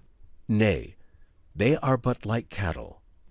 Nay, they are even less conscious of the right way. I sometimes hear arguments against the theory of evolution related to this issue, which I call the charm of the grandpa argument. It is typically expressed as follows: my grandfather is not an ape, but yours is. The user of this argument implies that he and his grandfather are charming, yet his opponent is not charming at all, and is therefore likely to have descended from apes. Such rhetoric might be entertaining, but it is scientifically misguided and theologically misinformed. Theologically, why should one feel uncomfortable about sharing common ancestry with animals, which are not scorned in the Quran, yet does not feel any discomfort about being a member of a species, humans, some of whom are declared by the Quran as worse than animals? Indeed, a theory that unites all living beings in a common root is both philosophically and theologically appealing. Many Muslim philosophers, including Ibn Miskawayh, died 1030, classified humans and apes on the adjacent rung of the ladder of life, hundreds of years prior to the emergence of the theory of evolution. Such a hierarchical classification of the great chain of being should not be confused with the idea of descent from apes. Some writers interpreted the great chain of being mentioned by many Muslim philosophers as prior to the theory of evolution. The concept of the great chain of being is quite different than evolution. Every rung of the hierarchical ladder is occupied, and there is no room for evolution. From this regard, this theory contradicts evolution. On the other hand, by assuming transition between ladders, it recalls evolutionary thoughts. The comments of philosopher-biologist Jahiz, died 1869, differ from others on this issue in that he made reference to the transformation of species and natural selection, even though it would be far-fetched to claim that he invented the idea of evolution. His biological writings in 7 volumes deserve a significant place in the history of biology. If there is an evolutionary relationship between humans and other species, it is natural to consider the first candidates among apes as our nearest neighbors on the chain. However, according to the theory of evolution, we did not descend from apes. Apes and hominoids split off from a common ancestor. Neither ancestry from clay nor ancestry from apes count against human dignity. Are animals worse than clay? Our bodies host trillions of bacteria, much more numerous than our cells. Our bodies are like planets of bacteria. These creatures are part of our bodies, just like our organs. Yet being bacterial hosts does not diminish our dignity. being a planet of bacteria, in other words, hosting trillions of living things much inferior to multicelled animals, and even being vitally dependent on these creatures, does not hurt our feelings. Why should our ancestral proximity to apes? Our bodies are continuously refurbished by the nutrients we consume. I, then, come from the digested and reconstructed molecules of potato, rice, chicken, and lamb that I eat.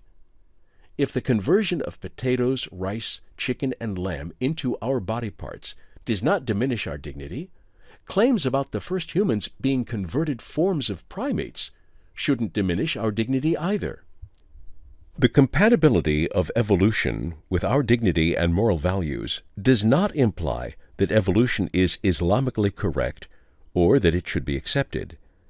The latter requires an assessment of evidence of biology, geology, paleontology, etc. Nevertheless, there is no Quranic basis to rejecting evolution from an Islamic perspective on human dignity. Some question the compatibility of evolution with Islam on the basis of the creation of humans in the best conformation. Ahsani Taqweem. Chapter 95, verses 4 and 5. Verily, we create man in the best conformation, and thereafter we reduce him to the lowest of the low. Since the best conformation concerns the state of humanity, attaining to the state of humanity via evolution would not conflict with this verse. Before gaining the shape of a human, the best conformation, we all went through the embryonic stages, starting from sperm, egg, and zygote. Yet none of these stages opposes creation in the best conformation. Moreover, sperm cells and zygotes are much less similar to a human than apes. The statement, the best conformation, refers to the final state of the human being, not its prior stages. In addition, when taken together, the two previous verses are more about the moral status of humans than their bodily shape. After all, a human being, originally created in the best conformation, can convert into the lowest of the low, asfala safilin. Yet idolatry and oppression, making us the lowest of the low, do not alter one's physical appearance. Since the statement, the lowest of the low, asfala safilin, does not refer to physical deterioration, the best conformation, ahsani taqweem, doesn't refer to physical shape. Rather, it refers to humanity's moral character. In conclusion, arguments based on human dignity and creation in the best conformation do not constitute Islamic evidence against the theory of evolution.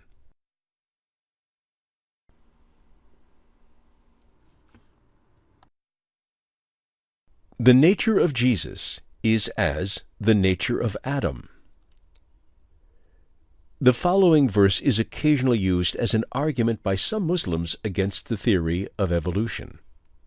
This is verse 59 from chapter 3.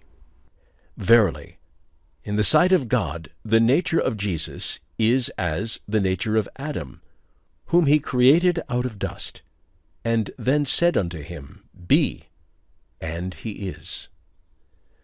Some claim that the nature of Jesus is as the nature of Adam implies the fatherless creation of Adam. Since Jesus was created without parents, Adam was also created without parents, hence did not evolve from pre-existing species.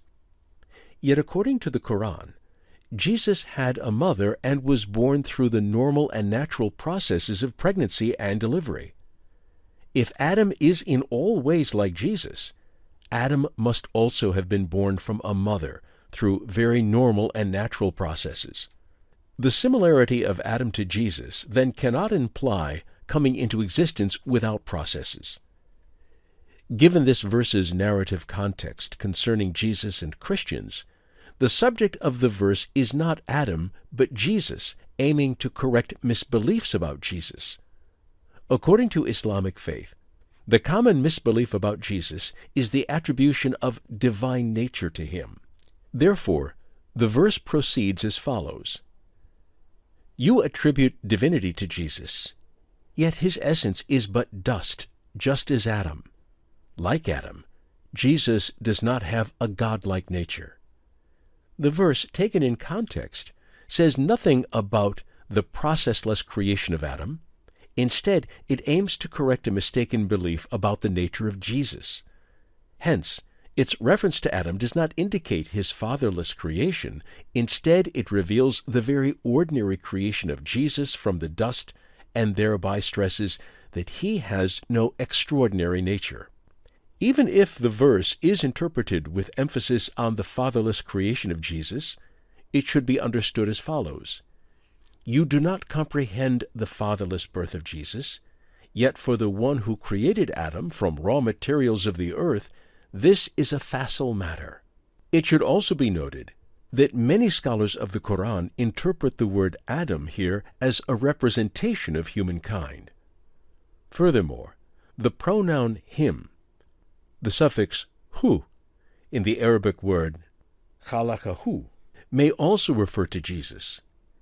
If so, the verse reveals the creation of Jesus from dust and raw materials upon God's order be. Indeed, another verse from the Quran describes the creation of Jesus upon the order be. Chapter 3, verse 47. She said, O my sustainer, how can I have a son when no man has ever touched me? It is answered, Thus it is. God creates what he wills when he wills a thing to be. He but says unto it, Be, and it is. As noted several times so far, my key approach is process. When the Quran says God created Zachary out of nothing, it surely does not imply his processless creation. Creation out of nothing does not preclude Zachary's having parents, his mother going through pregnancy and delivery, or his childhood. Just as the creation of Zachary out of nothing does not preclude processes, the creation of Adam or Jesus from dust also does not preclude them. Since processes could be evolutionary, the Quran does not preclude the affirmation of evolutionary processes in the creation of Adam. Neither the similitude of Jesus and Adam, nor any other statement in the Quran require belief in the immediate, processless, without parents, creation of Adam from dust.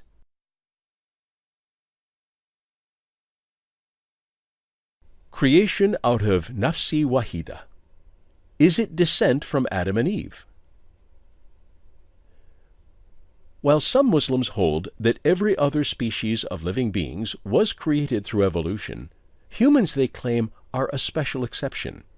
However, as we've been arguing, there is no Islamic problem in believing that God created all living beings, including humans, through evolutionary processes. How then should we understand the Quran's claim of creation out of one kind, or entity, Nafsi Wahida?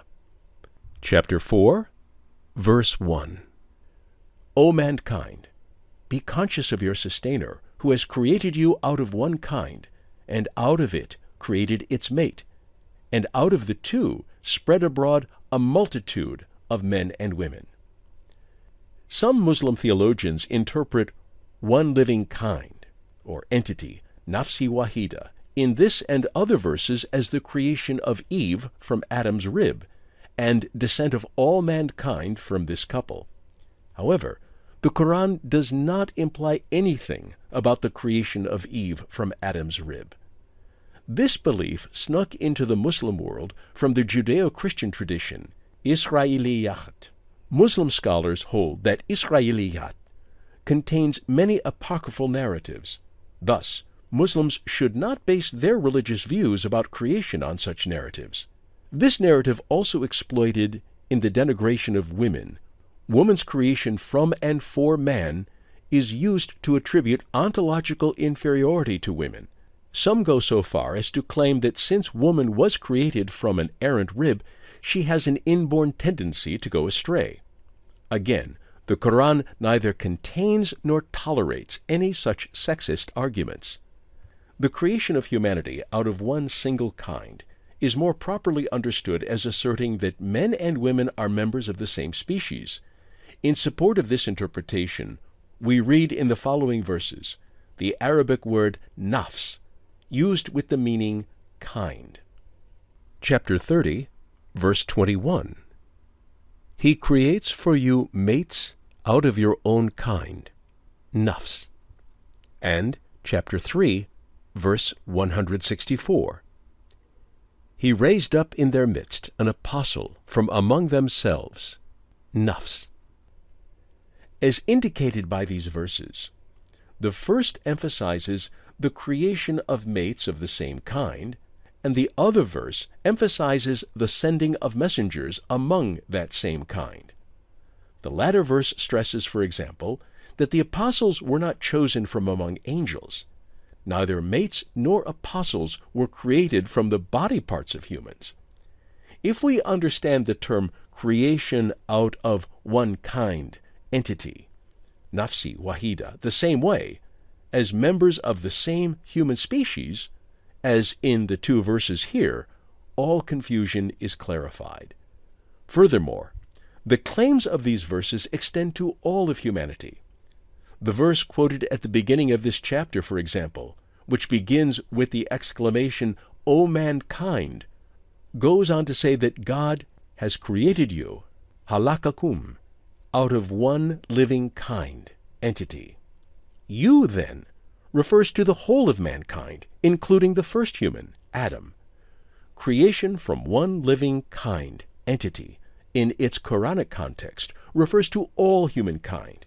If, as some have claimed, one living kind entity refers solely to Adam, the Arabic word should have begun with the definite article al-nafsi wahida. Therefore, the definition of one living kind entity does not refer to a single person, Adam, but to the creation of humankind, men and women. Although the term one living kind entity, Nafsi Wahida, is mentioned 5 times in the Quran, none of these occurrences overtly refers to Adam. The following 2 verses shed more light on this issue. Chapter 7, verses 189 and 190. It is He who has created you out of one living kind entity, and out of it brought into being its mate, so that man might incline towards woman. And so, when he has embraced her, she conceives a light burden, and continues to bear it. Then, when she grows heavy with child, they both call unto God their sustainer. If thou indeed grant us a sound child, we shall most certainly be among the grateful. 190. And yet, as soon as he has granted them sound offspring, they begin to ascribe to other powers beside him a share in bringing about what he has granted them. Sublimely exalted, however, is God above anything, to which men may ascribe a share in his divinity. If Nafsi Wahida in verse 189 refers to Adam, then Adam's spouse and children committed Islam's greatest sin, ascribing to other powers besides God, shirk. When the term is understood as referring to humankind, this bizarre conclusion disappears. Instead, the verse indicates that due to their children, part of humankind fall into shirk. Surah al-Baqarah, verse 37 tells us, "And he, God, accepted his, Adam's, repentance."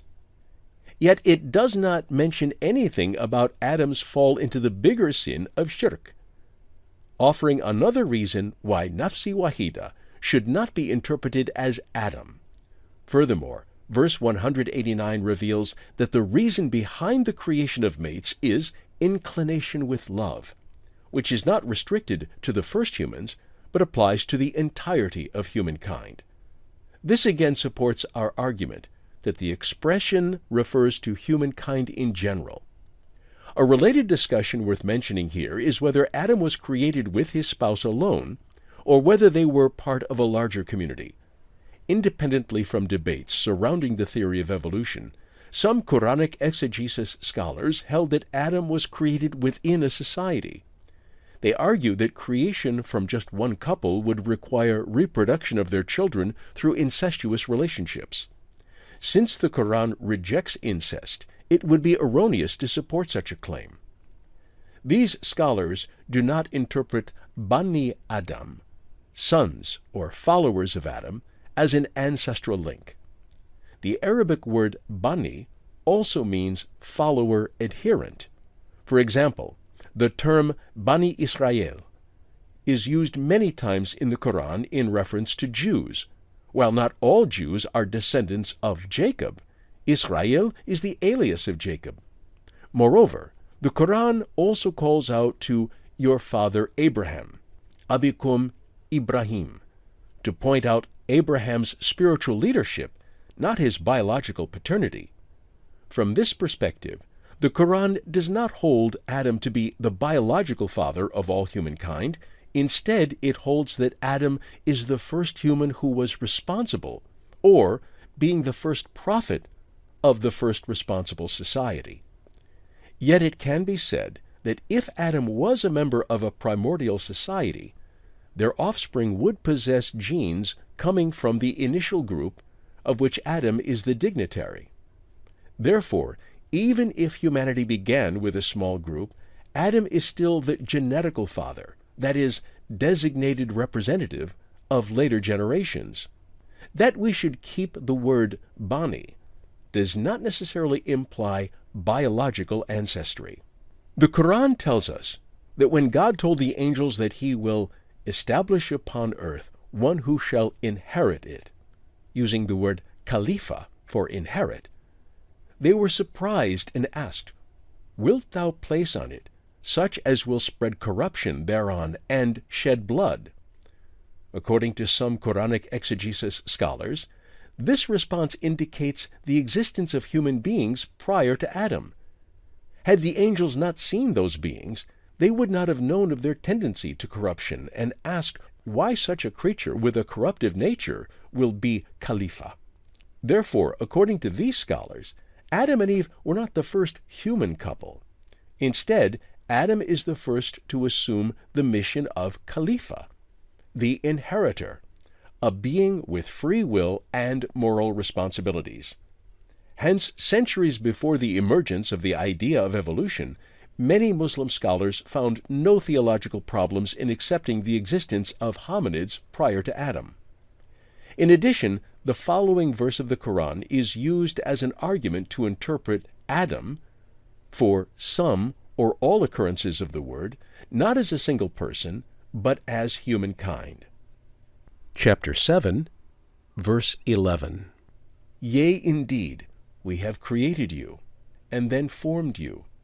And then we said unto the angels, Prostrate yourselves before Adam.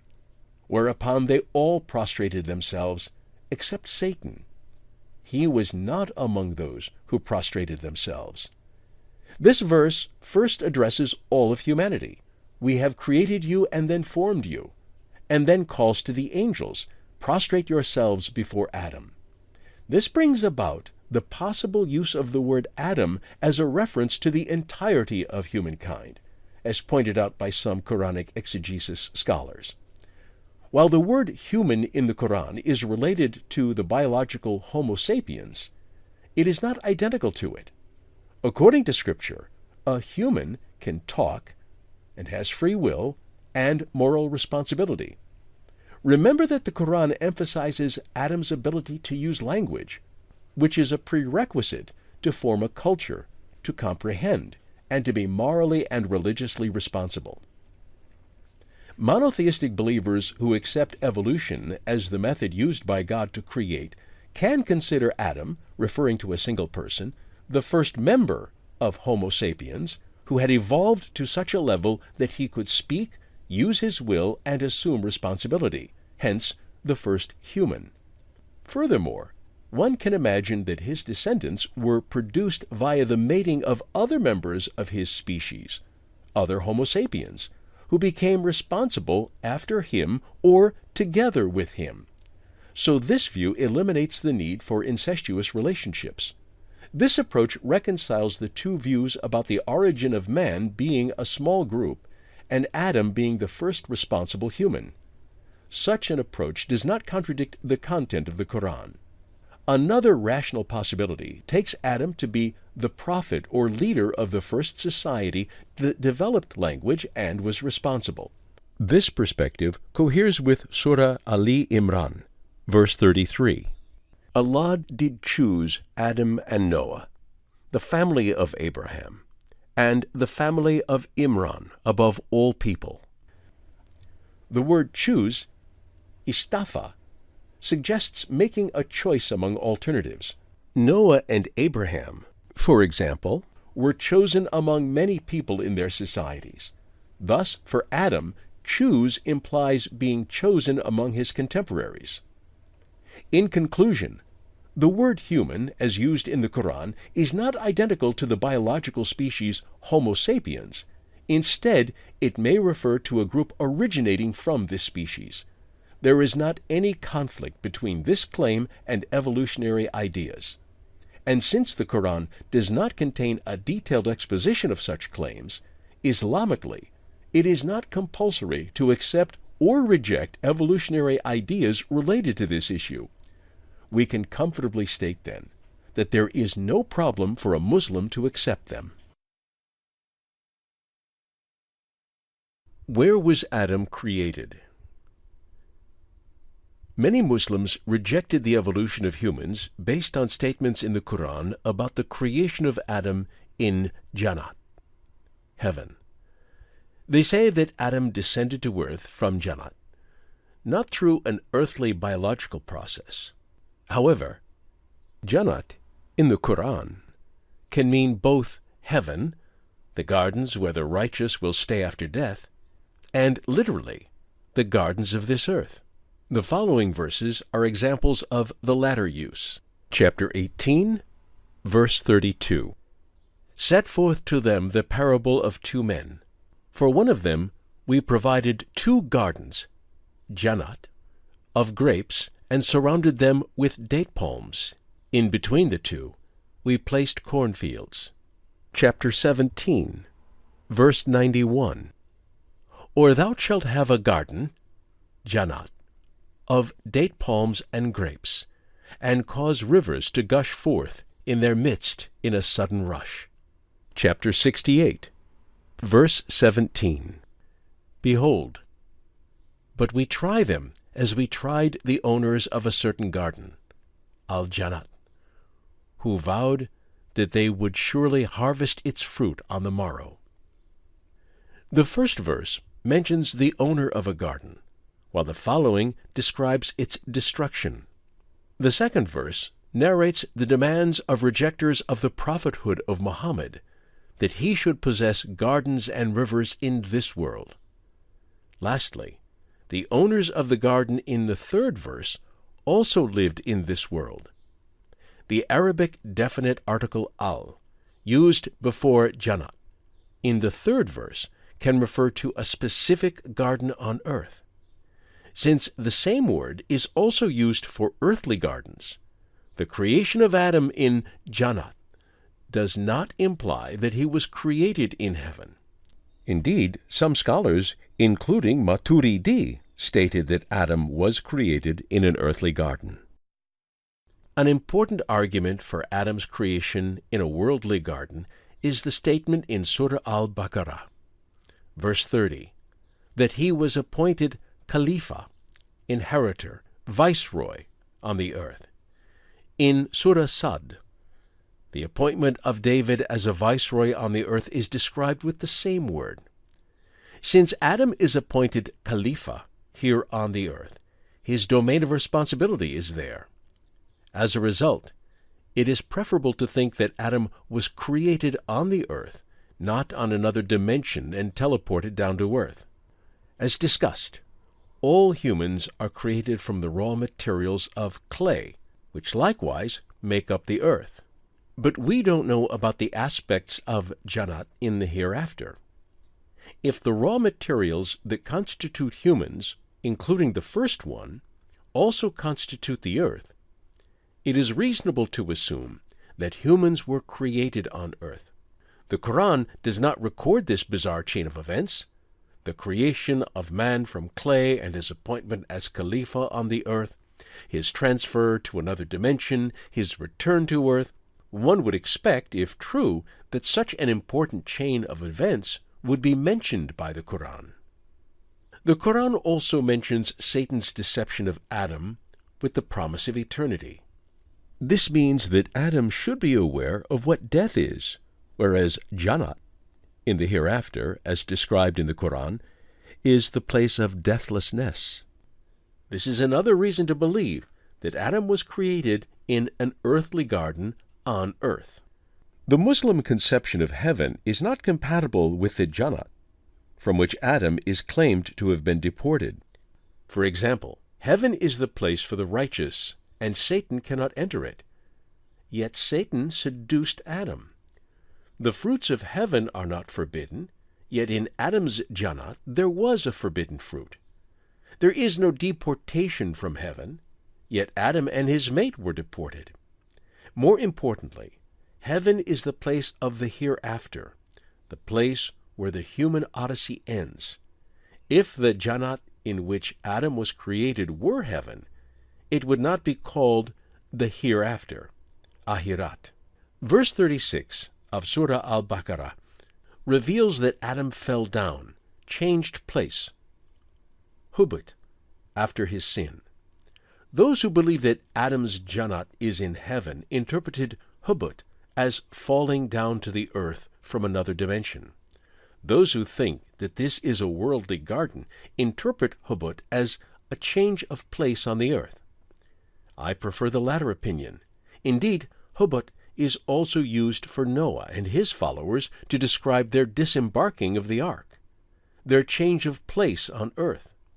Hubut also describes Moses and his followers' migration to a city.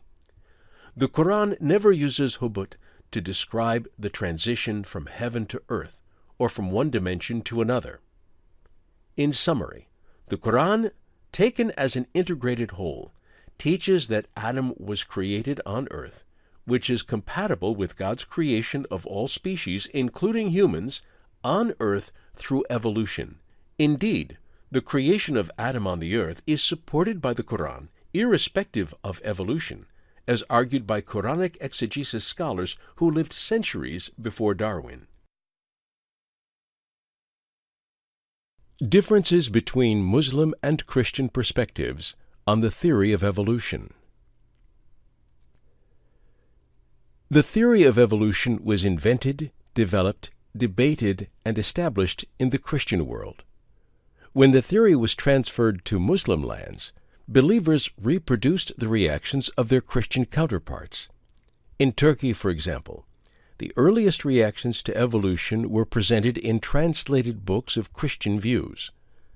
These resources engendered the belief in Turkish Muslims that the theory of evolution faced similar responses on Islamic grounds. Of course, some issues, such as creation from clay and creation through processes, are critical to understand for both Muslims and Christians. On the other hand, some responses to evolution are specific to Christian theology alone. Since some arguments used by Muslims against evolution stem from an unconscious imitation of Christian groups, it is worthwhile to distinguish distinctly Christian and Muslim approaches to evolution. The discussions about the age of the earth we presented in an earlier title are an example. We will briefly, since our main focus is the Islamic perspective, examine the implications of original sin and the identity of Jesus from Muslim and Christian perspectives. The doctrine of original sin in Christianity is grounded in Genesis and detailed in the book of Romans of the New Testament. According to this, the sin committed by Adam is inherited by all of his descendants. Thus, every human being is born a sinner.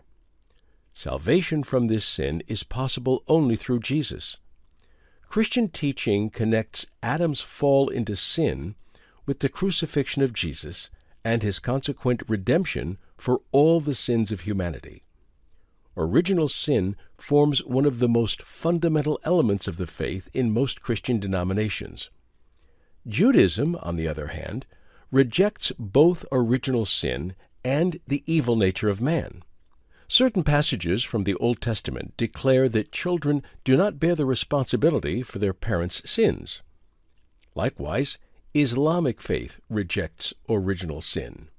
For our considerations, the most important aspect of the notion of original sin is the claim that death entered the world. Humans and animals began to die only after the fall.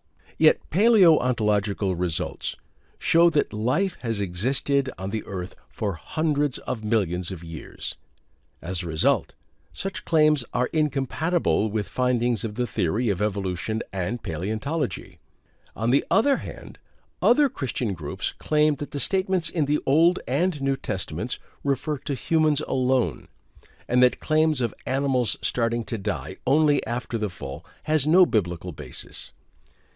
They argue that such claims stem from misinterpretation of Romans chapter 5, verse 12. It was declared to Adam before his sin that, "But you must not eat from the tree of knowledge of good and evil, for when you eat from it, you will certainly die." Had he not seen other animals die beforehand, he could not have known what death means. The interpretation of the fall as the beginning of death for animals is incompatible with scientific findings. So many Christian theologians and scientists reject such an interpretation of the Scriptures and find no problem accepting the theory of evolution. Although these discussions are specific to Christian theology, they contribute to friction with the theory of evolution. The divine identity of Jesus is also believed to have an aspect against the theory of evolution. After centuries of debate, it was decided in the Council of Chalcedon in the year 451 that Jesus possessed both human, without a tendency towards sin, and divine natures combined. Debates about the nature of Jesus constituted the hottest debates during the first couple of centuries after his death. Today, apart from some minor groups and denominations, such as Unitarianism, the predominant majority of Christians believe in the divinity of Jesus. To the point at hand, many Christians find it problematic to establish an ancestral link between animals and divine Jesus. Those who believe in the divine nature of Jesus also believe that he is fully human as well. But some find it acceptable that Jesus and Mary descended from humans originally created from raw materials of the earth. So, if one does not hold the earthly origin against the dignity of Jesus, one also should not hold their ancestral relation to other living creatures, fish, reptiles, apes, etc., also created from the earth, against their dignity. Indeed, among the many evolutionist Christians, the Pope has declared that the theory of evolution is compatible with Catholic Christianity. In conclusion, the doctrines of original sin and identity of Jesus are specific to Christianity among the monotheistic faiths. The theory of evolution was developed in the Christian-dominated world, and these doctrines formed the grounds for religious opposition to the theory. Although many Christians did not consider those issues problematic, others advocated evolution's incompatibility with religion. For a Muslim, on the other hand, the doctrines of original sin and the divine nature of Jesus are against the Islamic faith. So there is no reason for a Muslim to argue against evolution based on these ideas. However, when Muslims encountered the evolution debates in Christian resources, they were unaware that much of those debates stem from issues specific to Christianity. They were likewise unaware that many Christian scholars, philosophers, and scientists saw no incompatibility between evolution and Christianity. Given that some Christian anti-evolutionist resources were intentionally chosen for translation into Muslim languages, the importance of discerning issues particular to Christianity became more evident. Does the Quran reveal the theory of evolution? In our discussion so far, we have seen that there is nothing against believing in the theory of evolution from an Islamic perspective. That is, evolution is compatible with the Quran. If a Muslim can accept the theory of evolution, are we saying that a Muslim must accept the theory? In reply, just as the Quran doesn't require rejection of evolution, the Quran also doesn't require the acceptance of evolution. The Quran neither endorses nor forbids the theory of evolution. The primary message of the Quran is the belief that God has created everything with His power within the framework of His conscious plan. So far, my concern has been to correct misinterpretations of certain verses of the Quran, which are used as attempted arguments against evolution. In this chapter, I will argue that it is inappropriate to interpret the Quran to make it appear to favor evolution. The Quran, once again, is neutral with respect to evolution. It neither favors nor rejects it. The following verses are referred, for claiming that the Quran reveals the theory of evolution, in these kinds of discussions. Chapter 71, verse 14. He has created you in successive stages. Chapter 71, verse 17. God makes you grow out of the earth like plants. Chapter 21, verse 30. Are then they who are bent on denying the truth not aware that the heavens and the earth were once one single entity, which we then parted asunder, and we made out of water every living thing? Will they not then believe? Chapter 76, verse 1. Has there not been an endless span of time before man appeared, a time when he was not yet a thing to be thought of? The first verse reveals the creation of man in stages. But even if we interpret the term successive stages as evolution, literal evolution is not the same thing as the theory of evolution. The Quran also describes embryonic stages in detail, where the zygote evolves into a fetus and a baby. Yet these events have nothing to do with the theory of evolution. It is one thing to find expressions in the Quran relating to the term evolution in one way or another. It is totally another thing to find statements in support of a theory that describes the emergence of all living species from a common ancestor. Yet, the Quranic descriptions of creation through stages can help move us away from the demand or expectation of an immediate creation.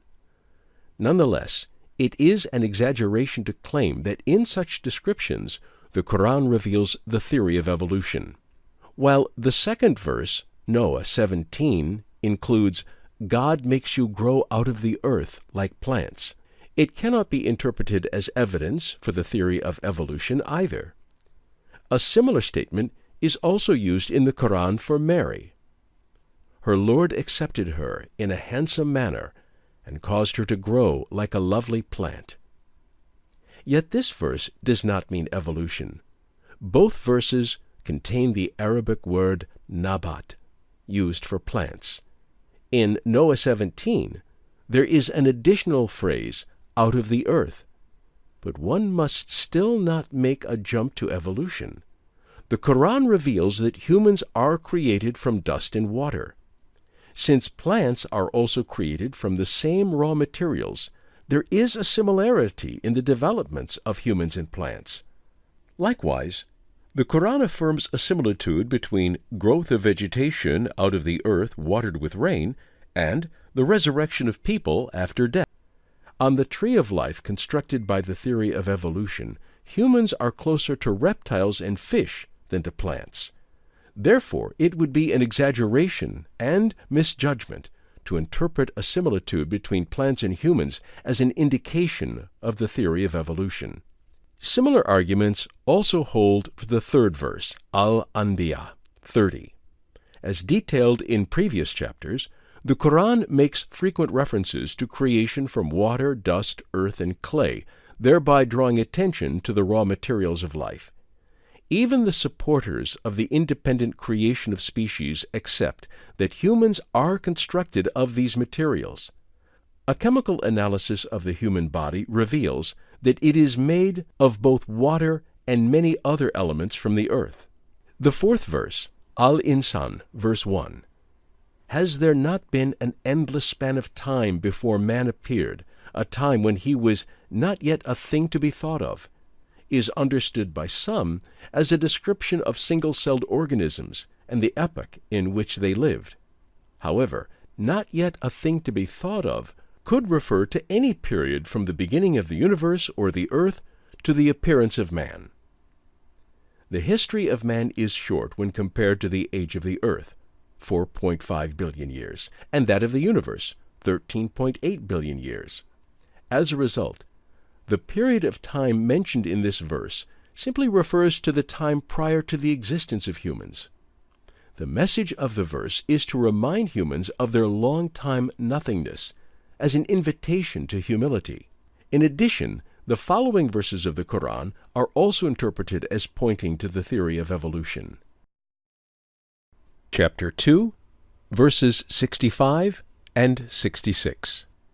"For you are well aware of those from among you who profaned the Sabbath, whereupon we said unto them, Be as apes, despicable, and set them up as a warning example for their time and for all times to come, as well as an admonition to all who are conscious of God." Chapter 5, verse 60. "Say, shall I tell you who in the sight of God deserves a yet worse retribution than these? They whom God has rejected, and whom he has condemned, and whom he has turned into apes and swine, because they worshipped the powers of evil. These are yet worse in station, and farther astray from the right path." While some interpret turning into apes in the first verse as evidence of evolution, the second verse mentions turning not only into apes, but also into swine. But swine have no special relation to humans in the tree of evolution. While some Quranic exegesis scholars took the conversion to be literal, claiming that rejectors and infidels turned into animals, others argued that the similitude with those animals indicate a change of character. Swine, according to this interpretation, indicates moral uncleanness, and apes indicate a lack of humanly characters and values. I side with the Quranic exegesis scholars who understand turning into animals, Arabic word mash, in terms of moral deterioration. The Quran also describes those who were held responsible from the Holy Scriptures, yet did not abide with them as donkeys carrying loads of volumes of books, supporting our approach. Some theologians argue that turning into apes cannot be taken literally according to the Arabic grammar as follows. If it meant literally, in 2nd Surah 65, turning into apes, then kiradatan hasiyatan should have been used instead of kiradatan hasayin. Even if someone assumes that the passage describes conversion into animals as a form of punishment, it does not describe the creation of new species. Even if such verses reveal the possibility of turning humans into animals, they don't imply the theory of evolution. All Muslims believe in God's ability to turn anything into anything else. The question is not what is God able to do, but what process has God followed in creation. Hence, the possibility of the conversion of species into another does not imply the theory of evolution. Finally, evolution claims that humans descended from other animals, not the other way around. Nonetheless, modifications within species themselves is not unknown to religions. While all monotheistic religions agree upon affinity with the human race, they see variations such as white, black, Asian, etc. Thus, the constancy of species cannot be directly associated with religions. The following verse of the Quran also implies that humankind has gone through advances and modifications. Chapter 7, verse 69. Remember how he made you viceroys after Noah's folk, and gave you growth of stature. As seen, the idea of the modification of the human species is affirmed in the Quran, militating against those who defend the constancy of species on religious grounds. In the 19th century, part of the opposition to the theory of evolution stemmed from the belief in fixity of species. Finally, and to return to our argument, even though the Quran affirms the modification of humankind, such verses cannot be interpreted as a revelation of the theory of evolution. Theological Agnosticism on the theory of evolution. So far, I have attempted to show that the theory of evolution is compatible with belief in God, and that from an Islamic perspective, there is no need to oppose this theory. I argued that Quranic terminologies such as creation from clay and Nafsi Wahida do not require the rejection of evolution. In the previous section, I rejected the claim that some verses of the Quran openly reveal the theory of evolution. When combined, these arguments show that it is impossible to argue for or against the theory of evolution based solely on the content of the Quran. The best stance for a Muslim, then, is to evaluate scientific philosophical aspects of the theory independently from religious concerns, remaining theologically agnostic about evolution. By theological agnosticism, I mean that since the Quran neither favors nor rejects the theory, one should, with respect to theology, be agnostic about whether evolution is true or not. There are simply no texts in the Quran that affirm or deny the truth of evolution. Therefore, a Muslim should, in good faith, focus entirely on the scientific aspects of the theory, safely setting religious considerations aside. I do not use the term theological agnosticism in its common sense of God is unknowable. The Quran affirms both the existence of and attributes of God, such as His knowledge and power, and it reveals the creation of life by God. However, since the Quran does not reveal the method with which God has followed in creation, it is rational to be agnostic over these methods when viewed from a purely religious angle. I suggest adapting theological agnosticism over every issue that does not conflict with the existence of God or the content of the Quran. So, for example, we should remain theologically agnostic about the precise number of continents, whether they were once conjoined but split off according to plate tectonics. And since we can't know from studying the Quran, we should likewise remain theologically agnostic about whether species were created independently or evolved from each other. My religion does not teach me to be scientifically agnostic about evolution. It teaches me that there is no problem, no matter whatever stance I take on it. In other words, theological agnosticism does not describe view of the theory itself. It describes my position when I view the theory from a purely religious angle. A Muslim should approach this theory from this perspective and stay unprejudiced. Muslims should reach their opinions about it without any religious concerns, just as they do when assessing theories of light, fluid dynamics, or Einstein's general theory of relativity. What does the scientific evidence say about the theory of evolution? Despite some remaining questions about it, it is the most successful scientific theory of all alternatives. Indeed, there is a marvelous beauty in this theory as it relates all living beings to each other and reveals some kind of unity in life. Approaches to science-religion relations can be categorized following Kelly James Clark's simple nomenclature as conflict, separation, and integration. The metaphor of conflict is probably the most pervasive in contemporary society.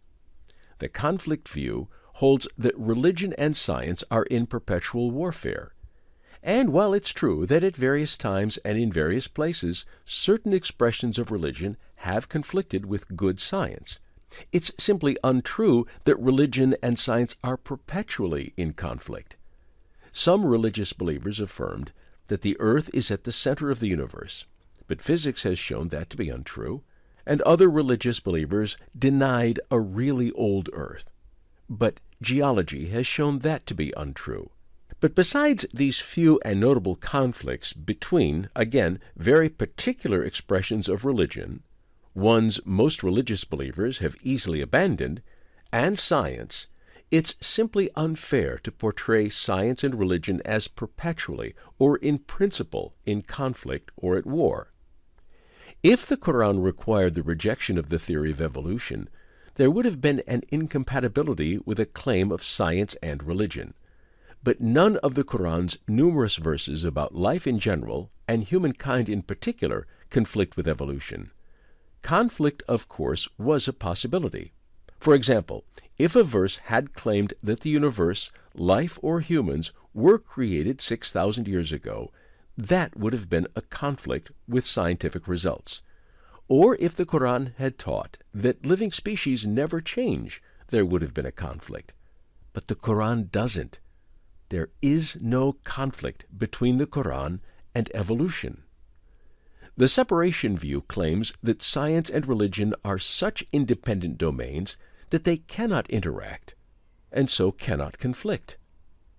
According to the separation view, religion is the domain of value, how things ought to be, and science is the domain of facts, the way things are, and never the twain shall meet. So while religion speaks of ethics and the meaning of life, science speaks of how things go in the natural world. If this view is correct, there couldn't possibly be any conflict or even concordance between science and religion. While Islamically speaking, there can be no inconsistency between science and Islam. I don't assume science and religion are separate. I see my position close to such Muslim philosophers as Ibn Rushd, who regarded science and religion as companions. My studies have brought me to this fundamental standpoint. Science, religion, and philosophy cannot possess independent truths. While science and religion have their own distinct methodologies, they should be integrated into our best and most complete understanding of the world. The adoption of theological agnosticism, particularly on issues in the philosophy of religion, is important in religion-philosophy-science relations. I don't suggest this merely to resolve conflict. I believe that it is also the best religious stance. If God has not revealed his intentions on an issue to us, it is best to say, I do not know. Staying theologically agnostic about the methods God used in creation is both compatible with and even preferable for all three monotheistic religions.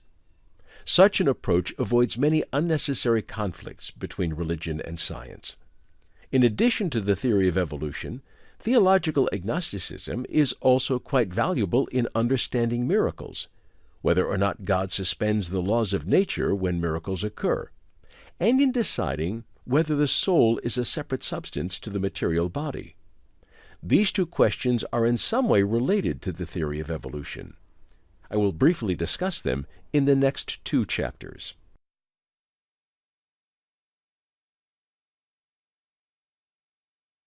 Theological agnosticism on miracles.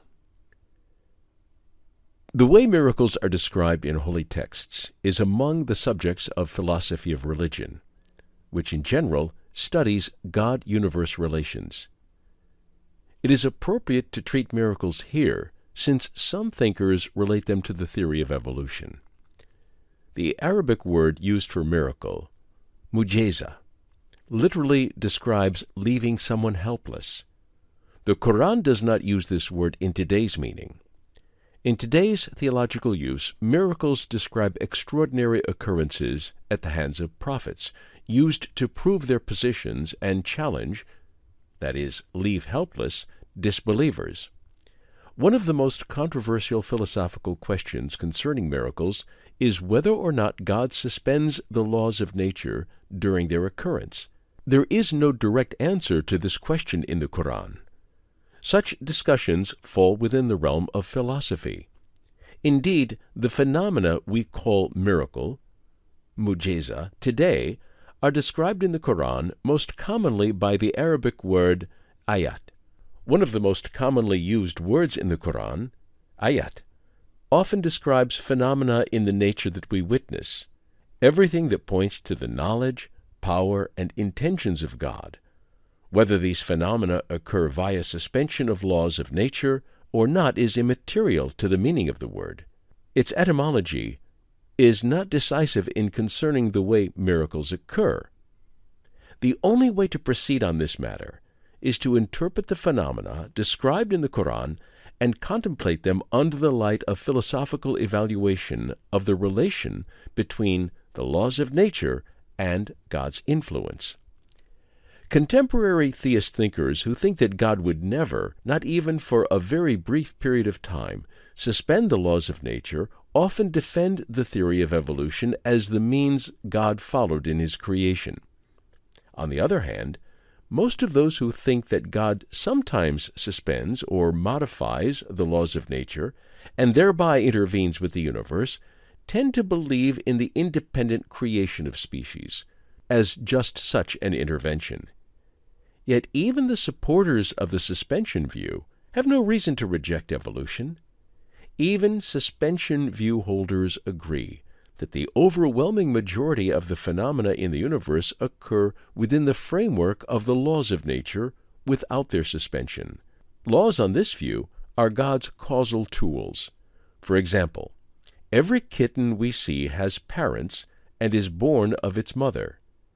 In other words, every cat is born and lives according to the laws of nature. A Muslim who believes in the suspension view also regards every cat as a creature of God. He might, however, attempt to explain the creation of the very first cat couple with divine intervention and with the suspension of physical laws, even though there is no indication as such in the Scriptures. Even if we, for a moment, accept this claim, such an intervention is just one occurrence among billions in the nexus of natural laws. If a Muslim can regard a newborn cat as a creature of God, a process which happens within the nexus of laws of nature, he or she should not oppose the creation of the first cats via evolution from other species as against creation by God. It is a theological error to deny God's will in lawful processes. According to the suspension view, a minor portion of God's creation occurs through the suspension of natural laws, and a very small portion of humans experience suspensions. Holders of the suspension view, who explain the creation of species by direct divine intervention, hold that the first member of every single species was created not via laws of nature, but through their suspension. However, if we do not know how something was created, we should expect that it happened according to the ordinary functioning laws rather than exceptional events. Furthermore, the possibility of an event does not necessitate its occurrence.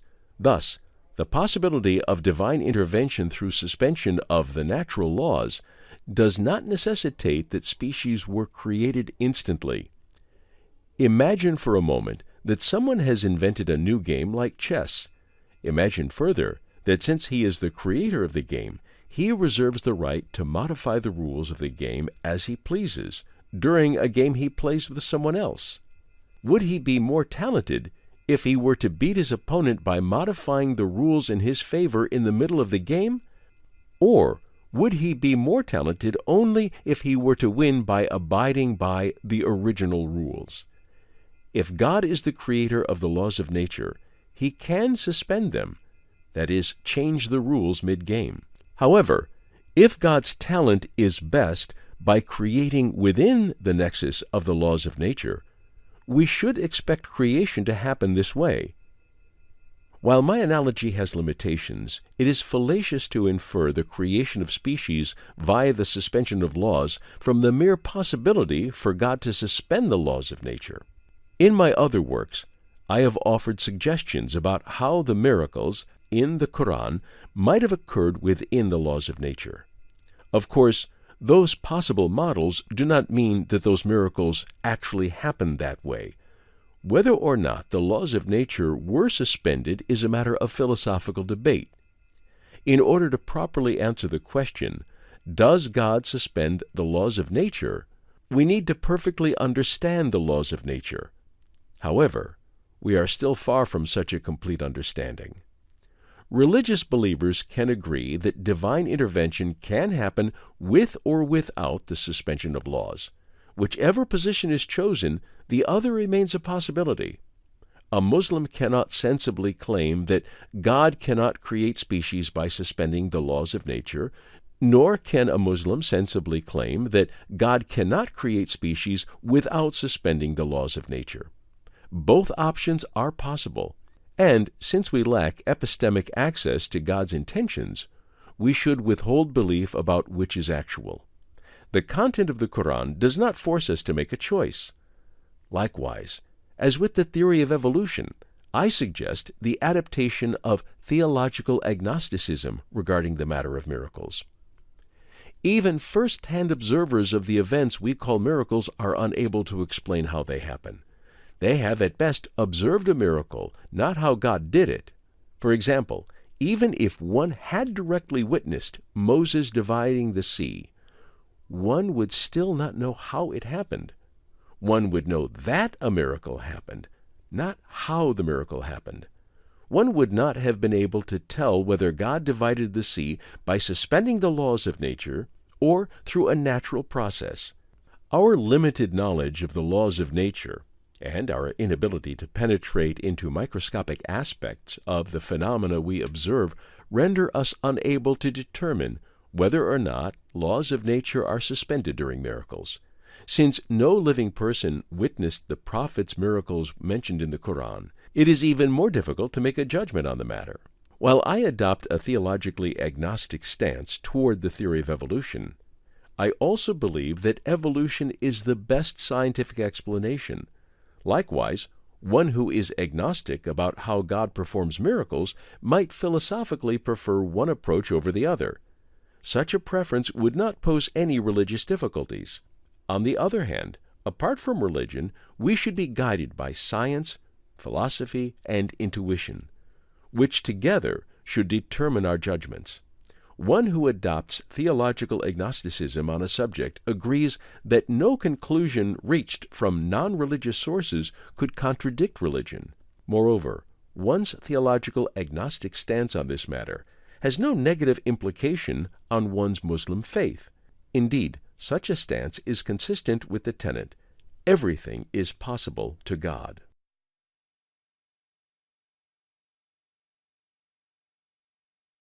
Theological agnosticism on whether or not the soul is a substance distinct from the body. Another common subject that often arises from philosophical and theological discussions of the theory of evolution is the distinction of humans from animals, specifically, whether the distinction is in kind or by degree. I will briefly discuss the issue here. More detailed discussions can be found in my other work. Those who maintain that the distinction is in kind interpret the Arabic words ruh and nafs in the Quran as the basis of their position. According to this view, the soul, ruh, or nafs, is an entity separate from the body. Two distinct types of entities meet when the soul is given to the body. This idea is called dualism. Others claim that the soul represents such aspects as self, consciousness, and will, properties of a body. While these are aspects of a material body, they do not emerge from the body's combining with an entirely different type of substance, a soul. Again, I recommend theological agnosticism about the nature of the soul because no tenet of Islam or text of the Quran requires the acceptance or rejection of dualism. As a result, both views have supporters in Muslim schools of thought. Hence, a Muslim can come to a conclusion on the relationship of soul and body only by considering philosophical, psychological, neurological, etc. aspects of the issue, that is, without regard to religious concerns. The following verses are often quoted in discussions of body and soul.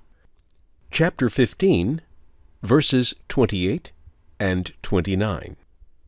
And lo, thy sustainer said unto the angels, Behold, I am about to create mortal man out of sounding clay, out of dark slime transmuted. 29. And when I have formed him fully, and breathed into him of my spirit, fall down before him in prostration. Philosophers often try to understand such passages using imported philosophical terminologies. While some interpret the expression breathing spirit as God's granting the properties of life to material bodies, others claim that spirit refers to a substance distinct from the material body, which, when it is united with the material body, generates a human being. But the philosophical term substance is never used in the Quran. The expression my spirit used in the verse here is interpreted by many Sufists as God's gift from within himself, a soul, to humans. On the other hand, Quranic statements such as my home, used about the Kaaba, my servants, used about the people, indicate that my spirit may actually indicate possession. No one understands my home as Kaaba being a part of God.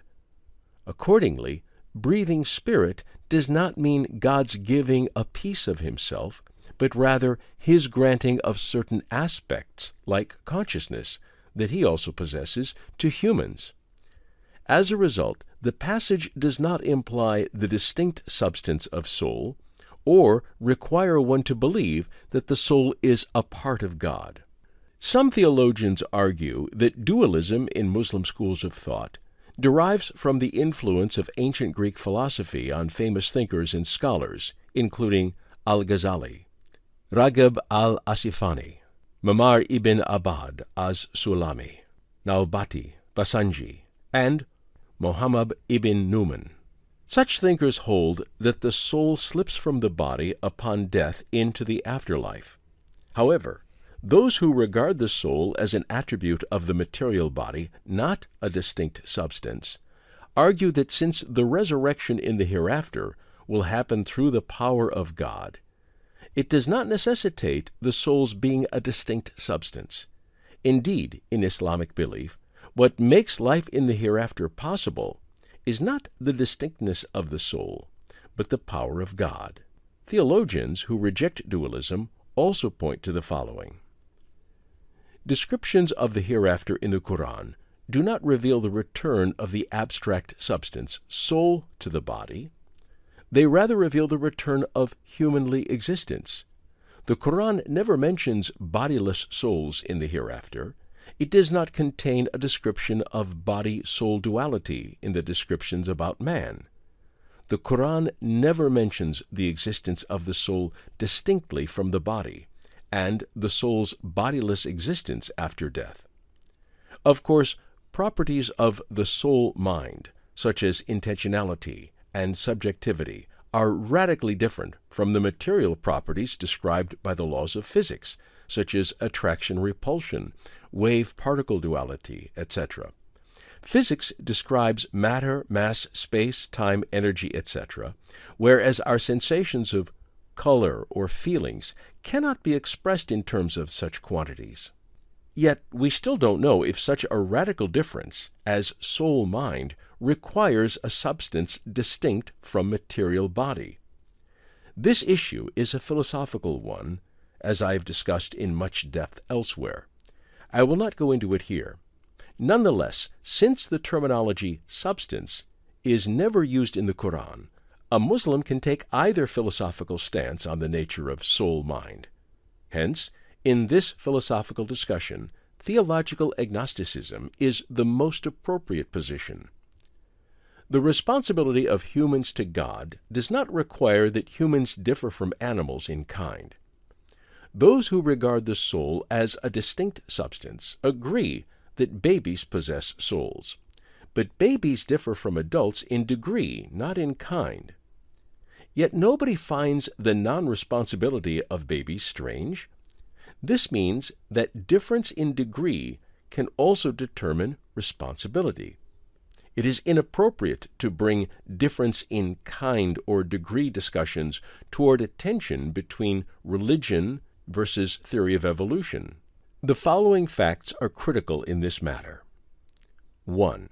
Not every evolutionist agrees that humans and animals only differ by degree. 2. Not every monotheist agrees that humans and animals differ in kind. The most striking example of the first point here is Wallace, who, at the same time as Darwin, developed the idea of evolution by natural selection, yet he also explained the human mind and morality via difference in kind. On the other side, some theists, many Kalam scholars, for example, do not consider the soul and body as distinct substances. There is what we might call the breadth of theist options. From the perspective of a theist, if God wishes, he can grant aspects such as life, thinking, feeling, and moral values by creating a soul as a distinct substance, or he can place all these aspects inside the material body and thereby grant it a soul. According to the second perspective, just as God grants matter the ability to acquire new aspects when it makes the transition from energy to particles, from particles to molecules and living organisms, in a similar way, the human body attains a soul. Material substance is created by God with the potential to form living beings with a soul. In other words, the soul is not a substance separate from matter. It emerges when matter reaches a certain form. Philosophy of mind calls this approach emergence. Whichever of the two options a Muslim chooses, he should nonetheless agree that the other option is still a possibility for God. For a Muslim, the distinct substance of the soul is not a vital issue. I summarize my theological agnosticism on the soul as follows. 1. It is incorrect to claim that, according to Islam, humans differ from other species in kind, and consequently, humans possess an absolutely distinct substance, a soul. 2. In the discussions about the distinctness of soul, the best position is theological agnosticism. As such, the debates are strictly philosophical. 3. A discussion of whether humans differ from animals in kind or degree should not be a subject of friction between religion and the theory of evolution. Just as there are theologians who hold that humans do not differ in kind, hence the soul is not a separate substance, there are evolutionist scientists who believe that humans differ from animals in kind.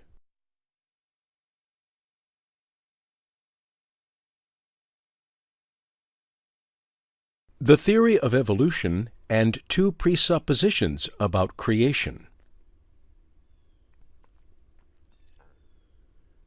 When viewed with the perspective of the Quran, the best stance to take on the theory of evolution is theological agnosticism. There is simply no verse in the Quran that requires either the acceptance or rejection of evolution. However, I believe two presuppositions can be utilized in reflecting on God's creation.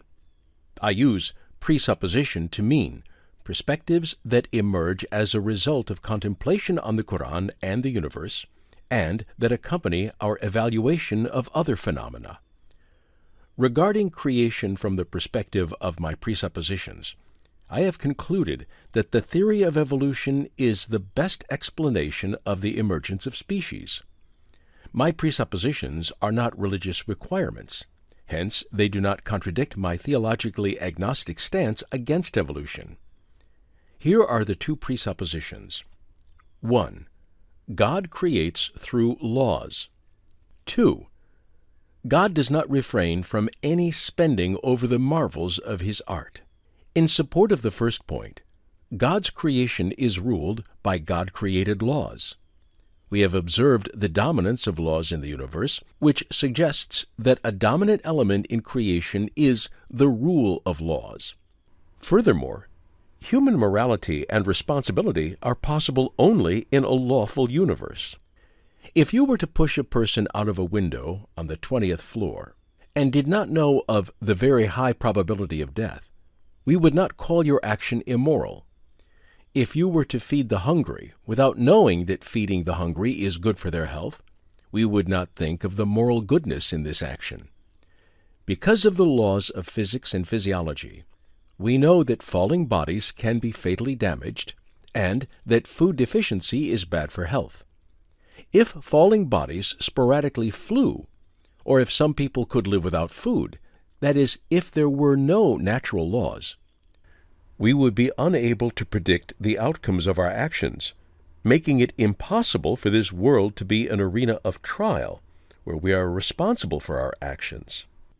Two of the most important theses of Islam are that this world is an arena of trial and humans are morally responsible. But trials are possible only in a lawful universe. As such, in making judgments about nature, I give priority to laws. I hold this presupposition not only about present phenomena, but also for the history of life, unless there is a significant reason not to. My presupposition leads me to expect that the processes of the formation of life and species were guided by laws. When the history of life is regarded from the perspective of this presupposition, even if without scientific evidence, evolutionary formation is preferable to the independent creation of species.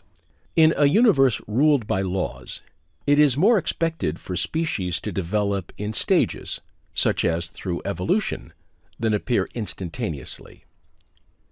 In the second point, I stress God's unlimited resources. No matter how many different varieties He creates, nothing decreases His knowledge and power. When an artist has ample resources, he happily spends them on his art. Why would God refrain from using His unlimited resources?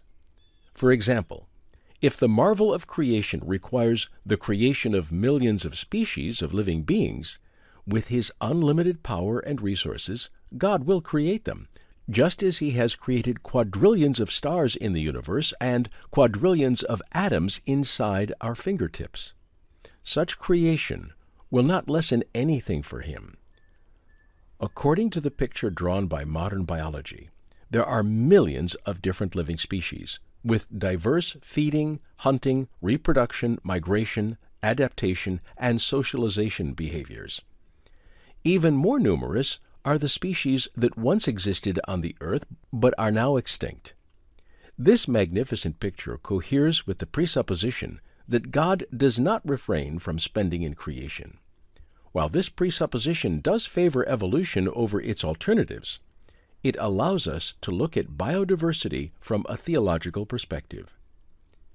In summary, when the history of life is considered with the presupposition God creates through laws, the theory of evolution is more preferable than its alternatives, giving us reason to prefer evolution over the immediate appearance of beings, even if there was no supporting evidence. When life is observed with the presupposition God does not refrain from spending in creation, there is nothing unexpected in the magnificent biodiversity that we observe in the world of the living.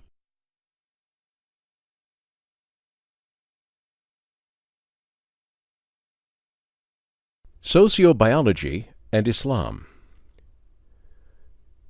New disciplines, such as sociobiology, have emerged in the wake of the development of the theory of evolution. Edward Wilson defines sociobiology as follows: the systematic study of the biological basis of all forms of social behavior, including sexual and parental behavior, in all kinds of organisms, including humans.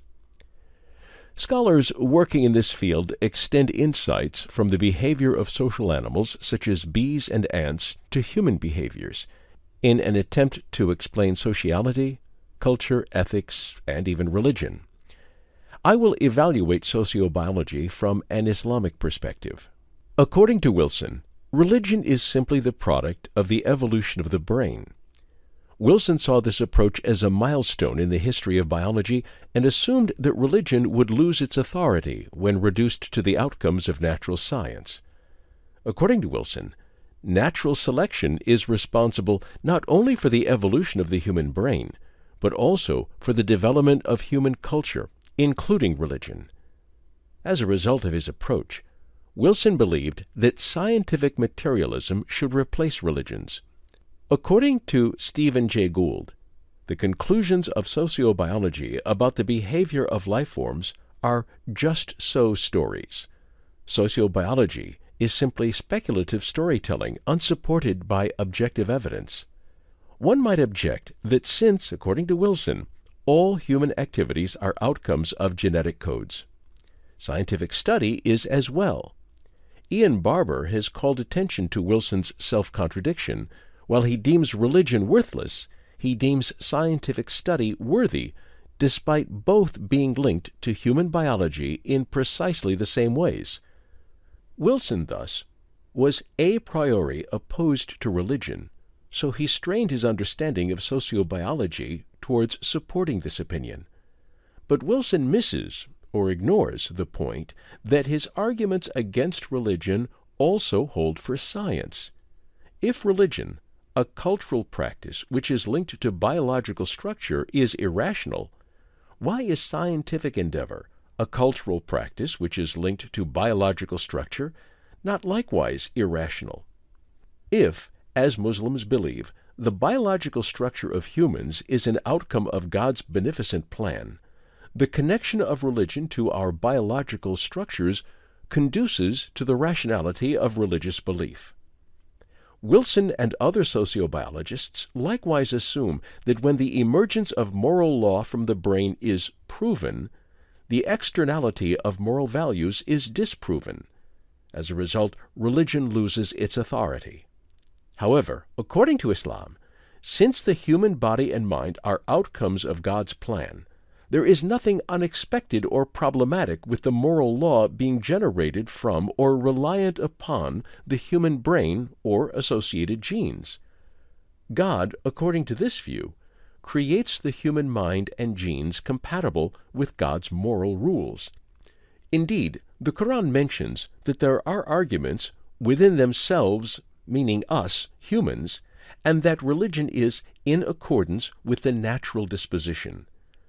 Arguments within humans and religion being in accord with human nature can be understood as the encoding of fundamental moral and religious principles within the biological structure of humans.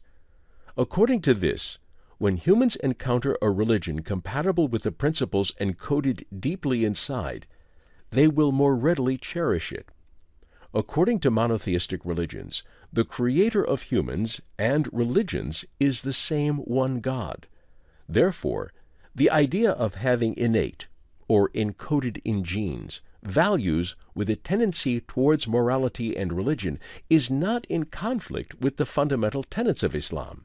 To the contrary, it is desirable for humans to possess such a tendency in their biological structure. Even if Wilson had shown that moral rules are tightly related to the human brain and or the genes that form it, it would not negate the authority of God. For this negation to happen, Wilson would also have to show that the brain was formed accidentally, yet the teachings of sociobiology are neutral with respect to this matter. As discussed previously, evolutionary processes do not imply being accidental or unplanned. After all, they could be created by God. Those who think along the same lines as Wilson ignore this point. Wilson also draws attention to common aspects in every culture, as depicted by George P. Murdoch, such as property rights, sexual restrictions, visiting habits, games, education, language, marriage, and rituals. Wilson claims that their common occurrence indicates that these practices are products of the brain. As a corollary, he claims that had all cultures suddenly disappeared and a small group of people had reappeared, completely independent of the previous peoples and cultures, all of these cultural aspects would have likewise reappeared. Wilson's approach gives priority to the human brain and biology over culture. It regards culture as an inevitable outcome of the current structure of the brain, given similar environmental circumstances. Even if correct, there is no conflict between this approach and fundamental theses of Islam.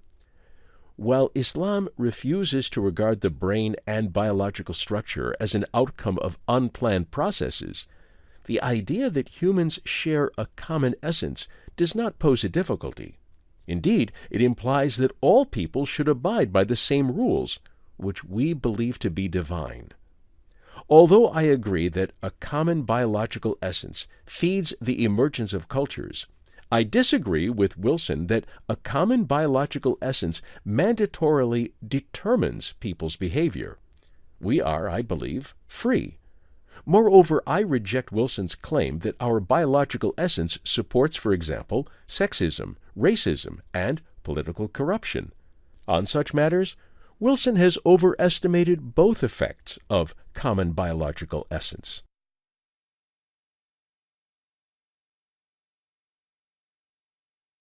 Social Darwinism, Evolutionary Ethics, and Islam. Herbert Spencer, known for his thoughts on evolution and biology, is most famous for Social Darwinism, an application of the theory of evolution to society. Social Darwinism, which draws on the evolutionary phenomena observed in nature, holds that the fittest or best individuals, or even entire societies, would prevail. Social Darwinism was used rather mercilessly to justify imperialism and racism, and to discourage assisting the poor, the dispossessed, or the disabled. The biological theory of evolution, it should be noted, does not necessitate social Darwinism in sociology and ethics. The confusion between social Darwinism and the theory of evolution led many people to hold evolution responsible for Nazism, mercilessness, world wars, etc. Yet, since its earliest days, Spencer's approach was criticized by prominent defenders of the theory of evolution, such as Huxley, a close friend of Darwin. Huxley argued that while the struggle for existence indeed achieved great things in nature, social achievements rely not on imitating nature, but rather resisting it. According to Spencer, the biological theory of evolution has implications for ethics and politics. While Spencer regards a total imitation of nature as a virtue, Huxley rejects it as a vice. While Karl Marx and Friedrich Engels also accepted the theory of evolution, they rejected social Darwinism because it opposed their sociopolitical ideas. Alfred Wallace, co-discoverer of natural selection, rejected Spencer's application of natural selection to sociology in social Darwinism. He favored a socialist government and government intervention in the market. These people demonstrate that accepting the biological theory of evolution and adopting social Darwinism are entirely different matters. For this reason, arguments against social Darwinism give no reason for a Muslim to reject the theory of evolution. Social Darwinism, then, should be evaluated separately from the biological theory of evolution. Evolutionist thinkers have adopted diverse perspectives on ethical naturalism. The claim that moral properties, good or ought, are reducible to natural properties, such as needs, preferences, or pleasure. I, along with many other thinkers, contend that evolution should not be mingled with ethical and social theories. I base my claim on David Hume's argument that one can never derive an ought statement from an is statement. That is, one can never derive an ethical truth from an empirical fact. The attempt of ethical naturalism to produce good from is commits what its opponents call the naturalistic fallacy. It is philosophically problematic to infer anything in the domain of ethics from purely natural scientific research. Moral inferences based on the theory of evolution have had dire consequences. The most striking example was Hitler's justification guided by the evolutionist Haeckel, of the racial superiority of the Aryan race, the fit, and the destruction of non-Aryans, Jews, Gypsies, and the disabled, the weak. Haeckel claimed that races such as Australian indigenous people are closer to monkeys and dogs than to civilized Europeans. In addition, he taught that Darwin's ideas on artificial selection could be applied to humans, and praised the ancient Spartans for killing weak and sickly children. William Belshie introduced Haeckel's idea to Hitler, and it would not be an exaggeration to claim that these ideas were at least partially responsible for the murder of over 200,000 mentally handicapped citizens by the Nazis. The following quote from Hitler is a remarkable example. "If we do not respect the law of nature, imposing our will by the might of the stronger, a day will come when the wild animals will again devour us, when the insects will eat the wild animals, and finally nothing will exist except the microbes. By means of the struggle, the elites are continually renewed. The law of selection justifies this incessant struggle by allowing the survival of the fittest.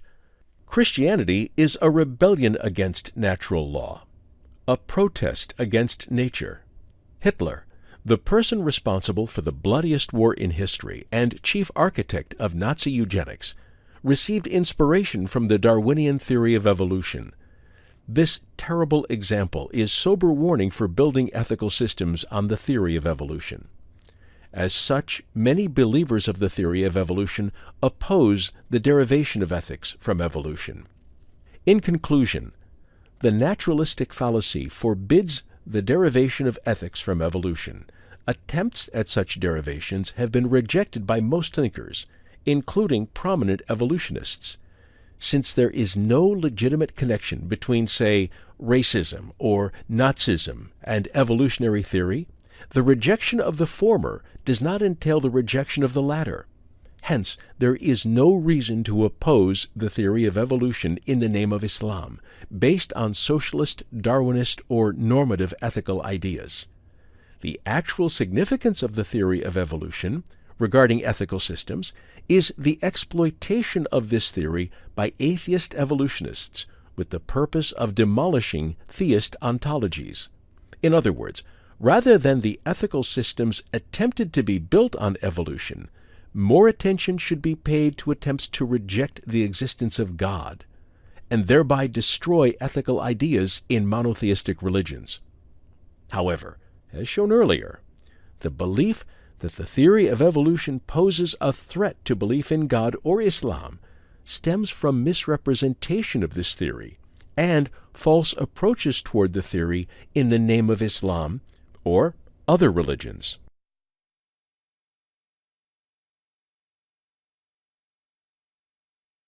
Does the theory of evolution pose a threat to arguments for the existence of God? My primary objective has been to show that there is no problem for a Muslim to believe in the theory of evolution. One may, in addition, ask whether evolution poses a threat to arguments for the existence of God. In this last chapter, I will briefly answer this question based on 10 arguments. I will not go into details about the arguments themselves. Suffice to say that the theory of evolution does not pose any threat to these arguments, whether or not they are accepted as true. 1. Cosmological arguments. In addition to the cosmological arguments of Avicenna and Leibniz, there is also the Kalam cosmological argument.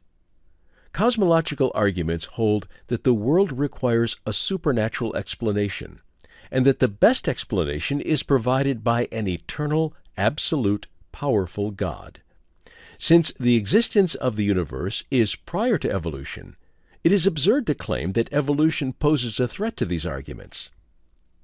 2. Ontological arguments. Thinkers including Anselm, Descartes, Gödel, Malcolm, and Plantinga have formulated their own versions of the ontological argument. In these formulations, the concept of God is the starting point. The contradictions that would arise when God's existence is rejected are regarded as arguments for his existence. While many people claim that this argument is fallacious, evolution is totally immaterial to its purely logical machinations. Thus, the theory of evolution has no bearing on ontological arguments. 3. Argument from the existence of laws. This type of argument holds that the laws in the universe are best explained in terms of creation by a rational, conscious, willful, all-knowing God. The laws of nature were in place even before the evolution of life forms began, and evolution can only happen in a universe governed by laws. The existence of evolution is dependent on the existence of laws, not vice versa. Hence, evolution is no threat to this argument. 4. Argument from the discoverability of the universe. This argument notes humanity's astonishing discoveries about the universe. From its beginning, the Big Bang, to the Higgs particle, from atoms to DNA, despite their immense weakness. These discoveries, given human weaknesses, are best explained by God's creation of the universe with a discoverable structure, and God's creation of humans with the capacities to grasp that structure. This argument does not require the rejection of evolution, and evolution poses no threat to it. 5. Argument from the potentiality of the universe. An entity can only bear things allowed by its potentiality. Had the universe lacked the requisite potentialities, neither atoms, nor stars, nor living beings would have emerged. This argument holds that such a potentiality is best explained as God-given, for which materialist atheist philosophy provides no explanation. The potentiality of the universe to support life is an important part of this argument. Had the universe lacked the potentiality to form atoms via fundamental forces, form molecules from atoms, and living organisms from molecules, the emergence of life in all its aspects would have been impossible. Such an argument does not conflict with evolution. 6. Arguments from fine-tunings. 20th century physics has taught us that the emergence of life and humans was critically dependent on extremely finely tuned laws, physical constants, and phenomena in the universe. As opposed to other arguments, the fine-tunings are presented mathematically in terms of probability calculations. Fine-tuning arguments claim that multiple observations of probabilities, one part in numbers with hundreds of digits, cannot be coincidental. Since the evolution of living beings depends on fine-tunings and not vice versa, the evolution of life cannot pose a threat to this argument. 7. Argument from natural desires. The idea that there is an inherent tendency in humans towards God has been pointed out by many thinkers, including Freud, who was an atheist. In this argument, this tendency is explained in terms of its conscious and intentional placement by God. For those who support this argument, the formation of the human body and natural desires through evolution need not cause discomfort.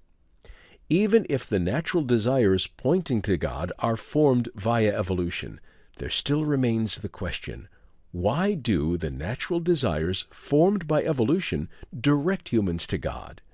An evolutionist theist could accept that the best answer to this question is God's intentional planning of such an evolutionary process.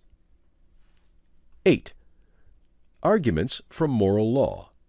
Most moral arguments hold that the existence of moral laws is best explained by the existence of God. The theory of evolution may explain how the structure of the brain allows the emergence of moral beliefs. Even if moral beliefs emerged via evolution, the question, why does moral law have a rational basis only with the existence of God, would remain intact. In fact, many contemporary philosophers who support this argument also accept the theory of evolution, and they formulate their approach in coherence with this theory. 9. Argument from reason. The aspect of reasoning requires the ability to use the concepts of right and wrong logic and free will. This argument involves claims that the possession of such abilities by humans is best explained by the existence of an eternal entity, God, who has reason and will aspects. Even though the theory of evolution explains the biological structure of humans, this argument claims that reasoning cannot be explained in terms of mechanical laws of physics and biology, and that these aspects are fundamentally different from such laws. Therefore, acceptance of evolution does not conflict with this argument. None of the claims of this argument involves a rejection of evolution.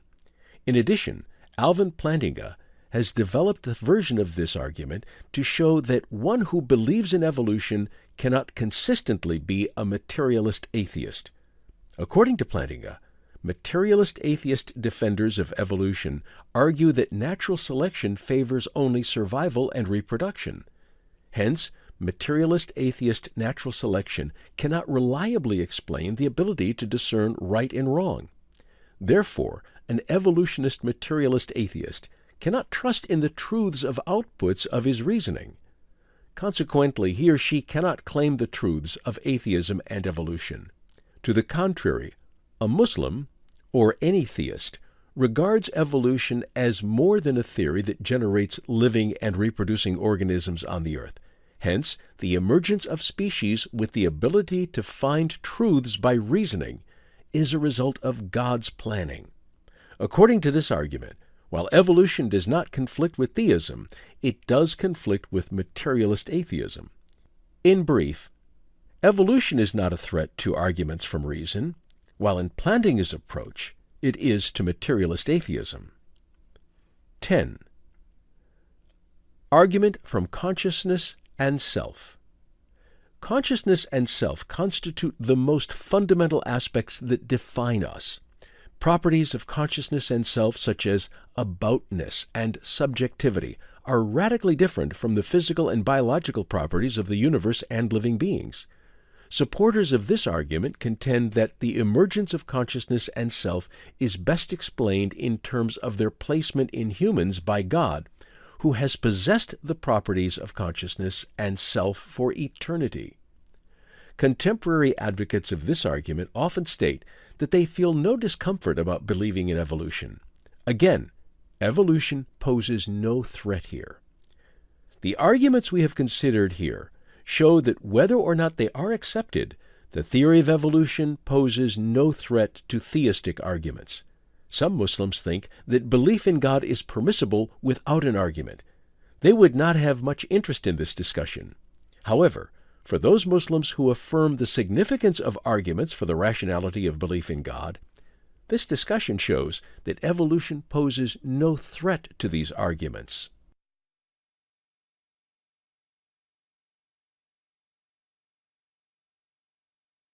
Conclusion. The theory of evolution is the most controversial subject of science-religion relationships. Here I distinguished the question, can a Muslim be an evolutionist, from the debate about the correctness of the theory. I focused on the former. I have tried to demonstrate why there is no problem for a Muslim to accept evolution. I individually discussed every issue that has been brought up as a potential source of conflict between evolution and Islam. In doing so, I never relied on strained interpretations of Quranic verses. Indeed, when the clearest and most mainstream interpretations of Quranic verses are considered, no statement in the Quran contradicts the theory of evolution. Therefore, a Muslim can believe in evolution. I never, however, claimed that a Muslim must accept evolution. Just as the Quran contains no verse that conflicts with the theory, no verse in the Quran obligates believing in the theory either.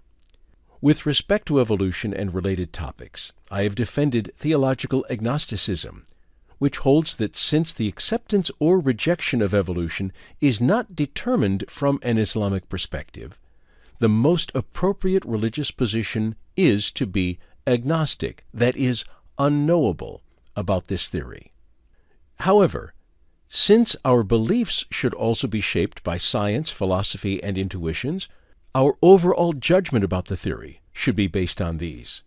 So although I am theologically agnostic about evolution, When I bring in the other three means, I am convinced that the theory of evolution is the most successful explanation among its alternatives. Both the theist and the atheist, then, abuse the theory when, for example, the theist claims that believing in evolution makes one an atheist, or the atheist claims that evolution proves atheism. Both types of statements, rebutted here, thwart an open-minded evaluation and discussion of both science and religion. A Muslim, for example, should not give up loving Jesus because of those who divinize him. Likewise, a Muslim should not reject this theory due to either the atheists or some religious scholars' misunderstanding and misappropriation of that theory. Since the theory of evolution is not in conflict with Islam, Muslim thinkers can relax and approach the topic with open-mindedness, scrutinizing evolution in the light of scientific findings and philosophical evaluations, and thereby arrive at their own conclusions about evolution.